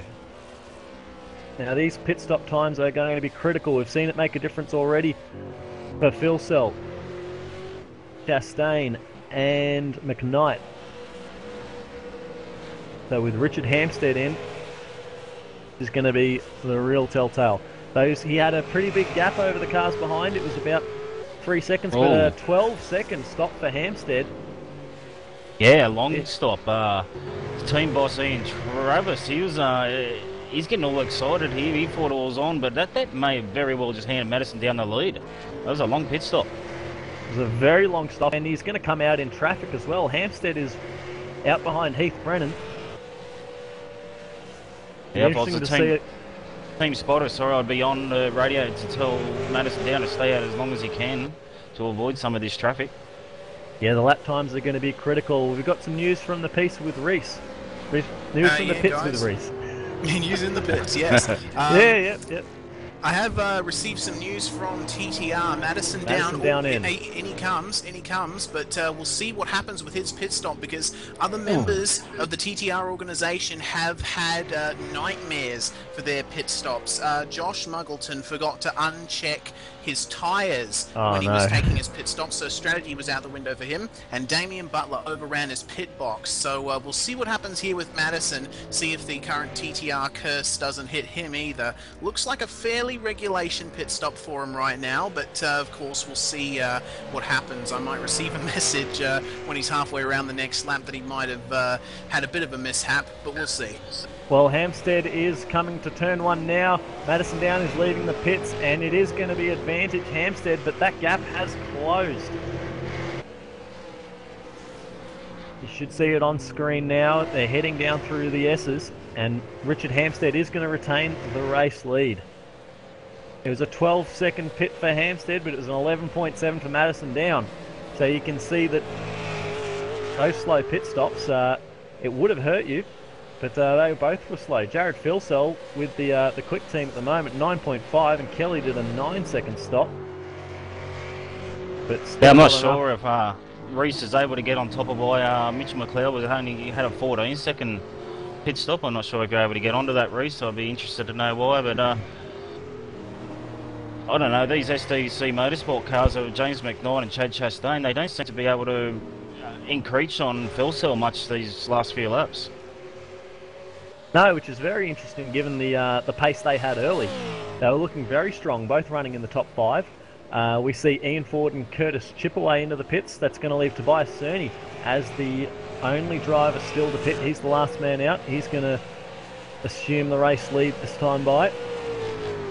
And that's going to cleanse things with Richard Hampstead back in the lead, followed by Madison Down. And from the looks of things, that will put Ian Ford... No, he's dropping back. They'll put Jared Filsell up onto the podium. James McKnight would be 4th and Chad Chastain effective 5th. That all depends on how it cycles through, but Cerny is the last man to make his pit stop. Been a great little battle I've been keeping an eye on between John Latham and Kurt Stenberg the last few laps. Of course, Stenberg's one of the first ones to pit. Check out Damien Butler back in the field. That's a huge gaggle of cars. We've got Butler, Sharp, Hunter, Sam Compton in there as well. They were nearly 3 wide on the front straight, and this is the sort of train action that we've been seeing all night. Just seems like they're stuck together. You can throw a blanket over them, 2 by 2 through the S's as they come around a slow car, 3 wide through the S's and off on the grass. That's... My goodness, this is chaos. Absolutely, Reese. That's terrific driving. A lot of those guys would have been completely unsighted up through turns 3 and 4 there on the apexes, and they've all got through cleanly, so well done to the guys. I'm hearing from the stewards there was some contact of some kind between Greg Sharp and Damien Butler, and that resulted in Damien being a bit far down the field, but I'll see if I can dig some info out for you guys on that. Thanks, Reese. Let us know what you get. I think Jason Dickinson may have just given Richard Elwood a little tap heading around the hairpin and is able to get the position.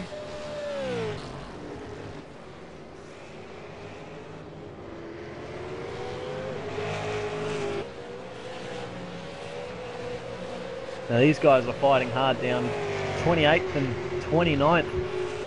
There's a lot of pride on the line here, and everyone will race hard for any position they can find out on the track. Tobias Cerny is still the race leader. He's still yet to pit. But Richard Hampstead and Madison Down, that is the effective race lead. Now, you remember how Hampstead was trying to shake that draft earlier? Madison Down is right there in it, half a second the gap. Yeah, Down's car looks a lot stronger this race. I wouldn't be surprised to hear that he's made a couple of changes.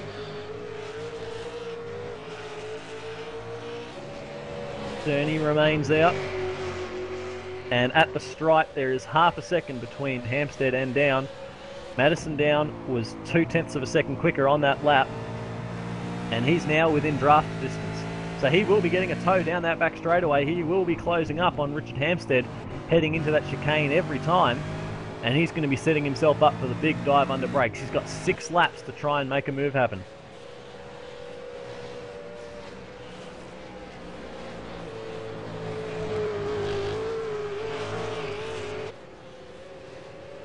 All the way back to Lee Ellis, they're pretty well spaced out, those top 8 cars. Mitch McLeod's, and then Sean Kelly, that's your top 10.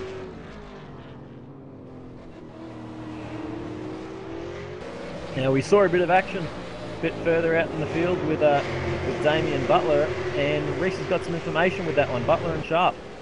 Yeah, definitely, guys. The whole chaos thing started when Butler and Sharp had a bit of a coming together at the chicane on the previous lap. They went side by side through the chicane and banged wheels. I've had a chat to the stewards, and they are deeming it a racing incident, no further action. There we go. Thanks for keeping us up to date. Reese is Tobias Cerny pits from the lead. That's going to cleanse the field. Richard Hampstead is going to lead this lap. Madison Down in second, but Hampstead responds and opens the gap by another 0.2. It's amazing how he's able to pull that speed out of nowhere. It seems he's clearly got it all switched on tonight, and Madison Down is going to be hard pressed to do something about that TTL Ford. Yeah, the fast guys always make it look real easy, don't they? I don't know how they do it, but...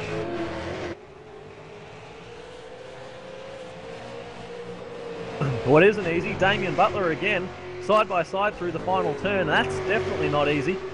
There was a bit of door-to-door contact. That's with Heath Brennan, and that is for 23rd and 24th place. Heath Brennan has just been black flagged, so maybe that was just a bit of traffic. But there's a lot of intense racing, and a bit further back than that, Richard Aylwood trying to go side by side through the S's in turn 3. Managed just to sort themselves out, but we're seeing that there's people making moves where you normally would think moves can be made, and it's making for some very exciting racing. Yeah, Richard Aylwood has been a bit in the wars this race. He's had a few different cops contact, but it's good to see him get that position back, because he started a fair way back, I think, Richard. Yeah, he certainly did, and you've got Sanjay Nalalik and Jason Dixon that are fighting hard behind that. So this is a 3-car fight for 26th, 27th and 28th. But don't let the position fool you. These guys will fight just as hard as the guys in the lead. I've got Tony Aldridge back into the pit lane for some reason. With 4 laps to go, got to be unscheduled that one. Heartbreak for Aldridge because he was running very strong.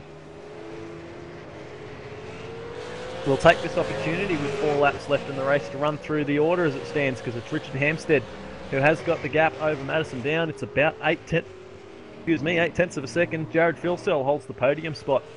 James McKnight in 4th, followed by Chad Chastain. Then you've got Ian Ford and Lee Ellis. This looks like it's shaping up to be a bit of a battle for 6th and 7th. Mitch McLeod, Sean Kelly and Curtis Chipway round out the top 10. Before we run back to John Latham, Kurt Stenberg, Josh Muggleton, Tobias Cerny, last man to pit, comes out in position number 14. You've got Jake Burton. He's in a fight with Nigel Baines and Martin Carroll.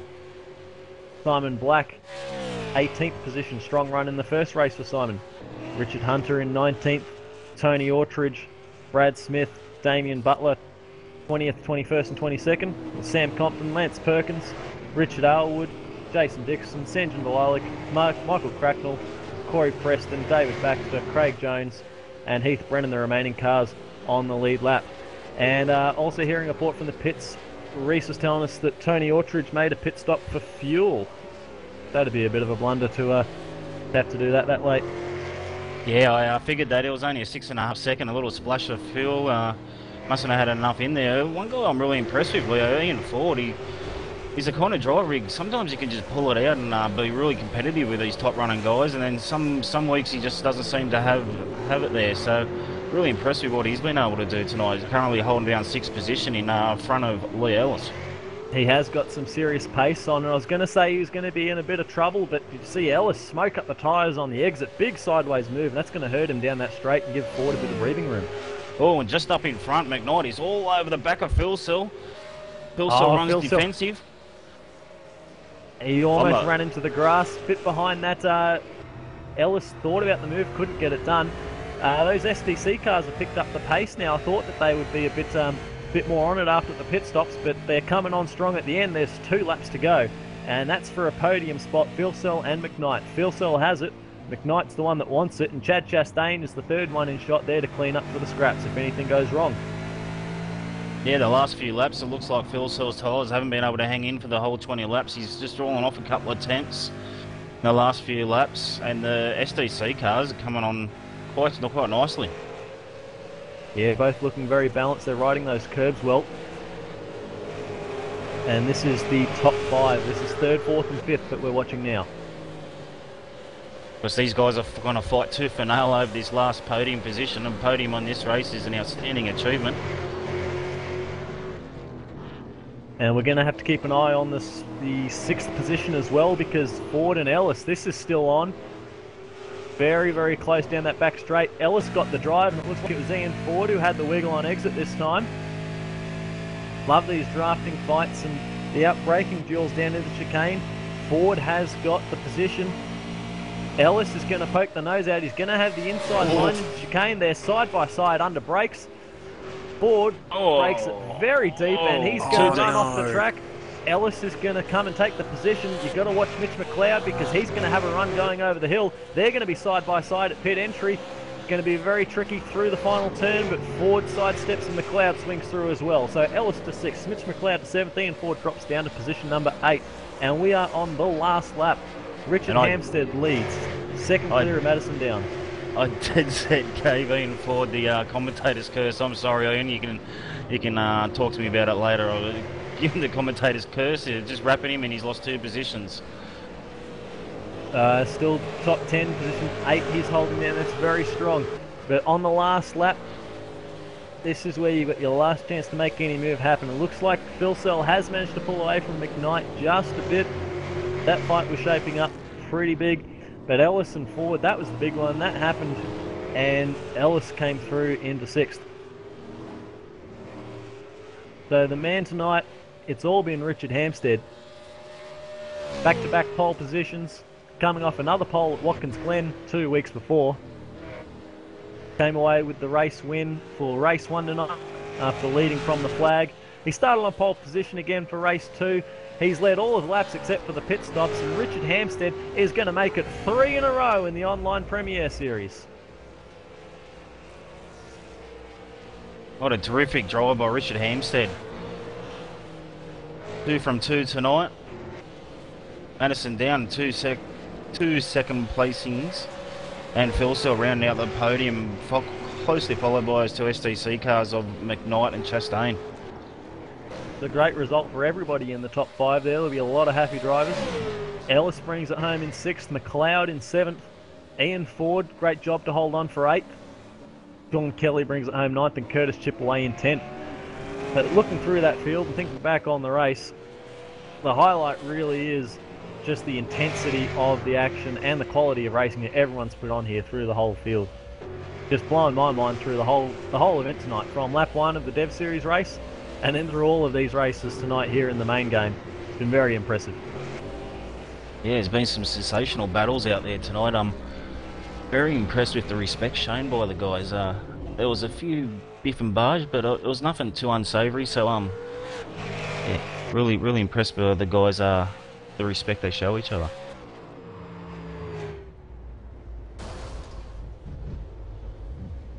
Now, it's still a fair while to go in this series, and we should make mention again that this 7-round online Premier Series is mainly just being done as a bit of a learning experience for everybody to get prepared for when the car of the future comes through, when we get the Holden to join the Ford, and that all takes place. But they're still going to be racing hard for this initial championship. And Richard Hampstead, 3 wins on the trot. That's going to be a big sort of marker there, I reckon. Yeah, definitely. We mentioned Watkins Glen. No one had an answer, and I'm sure the teams have been trying to figure out exactly how they can catch up to him. They still haven't been able to get there. Really stamping his authority on this series, and it's something that he really wants to win, I get the feeling. Absolutely. I think everybody wants to win. This is the first series, and it's going to be a big deal if you can claim that first championship. A lot of new things, a lot of new formats, and everyone, I think, is very happy with how it's all gone. We're going to run through the race results here. Richard Hampstead, race winner for the 3rd time this season and the 3rd race in a row. Very happy with that result. Madison Down in 2nd. Jared Philsell rounds out the podium. James McKnight in 4th. Chad Chastain in 5th. Great result for the SDC cars. Lee Ellis, Mitch McLeod, Ian Ford, Sean Kelly and Curtis Chipaway round out the top 10. In 11th position was John Latham, closely followed by Kurt Denberg. Josh Muggleton, a better result for him in 13th. Tobias Zerny in 14th. Nigel Baines 15th. Simon Black got up to 16th. Tony Autry 17th. 15th went to Brad Smith. Martin Carroll in 19th. And Richard Hunter in 20th. 21st went to Damien Butler, followed by Sam Compton, Jake Burton, which we've got to say from shotgun on the field to come at home in 23rd is an impressive result. Lance Perkins 24th, Richard Elwood 25th, Jason Dixon in 26th, Sanjan Delilac in 27th, followed by Heath Brennan 28th, Corey Preston 29th, and Craig Jones in position 30. And Dave Baxter was 31, Michael Cracknell 32nd, Bruce DeCarlo 33. Greg Sharp was 34th. 35th went to Matt Yeomans. 36th, Dylan Shepherd. Jared Muggleton. Sam Ann Clark in 38th. Philip Johansson in 39th. And that rounded out the field. And what a field it was. double up races tonight, as well as the development series race. So I hope you've got your fill, because that was a fantastic night of racing. Very happy with how it all went. And I hope you can join us next time as well. V8's Online are very happy to be bringing you all of this action. And of course, it's just great fun to watch. I enjoyed every minute of the racing tonight. And closing thoughts from yourself, Brooksy? Spewing, I missed the first part of it. What I saw there was a great race, and this track always provides. Got to give a bit of a shout out. Round 4, Donington, a bit of an unknown to our guys, obviously new to the iRacing service, so can't wait for that. It's going to be a mixed bag.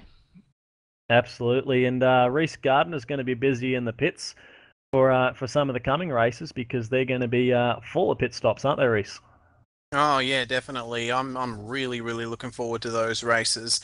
You know, and any race that gives me a lot to do, I really enjoy, because of course that's the main reason I'm here at V8's Online, to bring you information from the pits, and of course to do that you need pit stops. So yeah, really looking forward to the pit stop races. So there we have it. It's been a great night of racing, and just to recap these coming events, in 2 weeks' time we're going to head to Donington Park in the UK. And that's going to be the first of our endurance races. Everyone is really looking forward to that one. Round 5, that's where we head back home, because it's going to be Oran Park. It's going to be another double header like we've seen tonight. Back to a single race event at Phillip Island. And the big one to close out the season, there is going to be an endurance race at Mount Panorama. And that's going to round out Season 1 of the V8's Online V8 Supercar Premier Series. And then can't wait to see what happens after that. We hope that you're enjoying it all too. Hope that you're looking forward to the action next time out. So once again, thanks to Get Dirty MX, TrakRacer, OSR, and all the drivers for taking part tonight. Big congratulations, of course, to Richard Hampstead, 2 wins, double up tonight, and 3 wins on the trot. And I assume that he's going to be taking the championship lead with that one. So for all of the action, join us next time at V8's Online. We'll be back for that one at Donington Park. We hope you're looking forward to it like we are. So bye for now then, guys.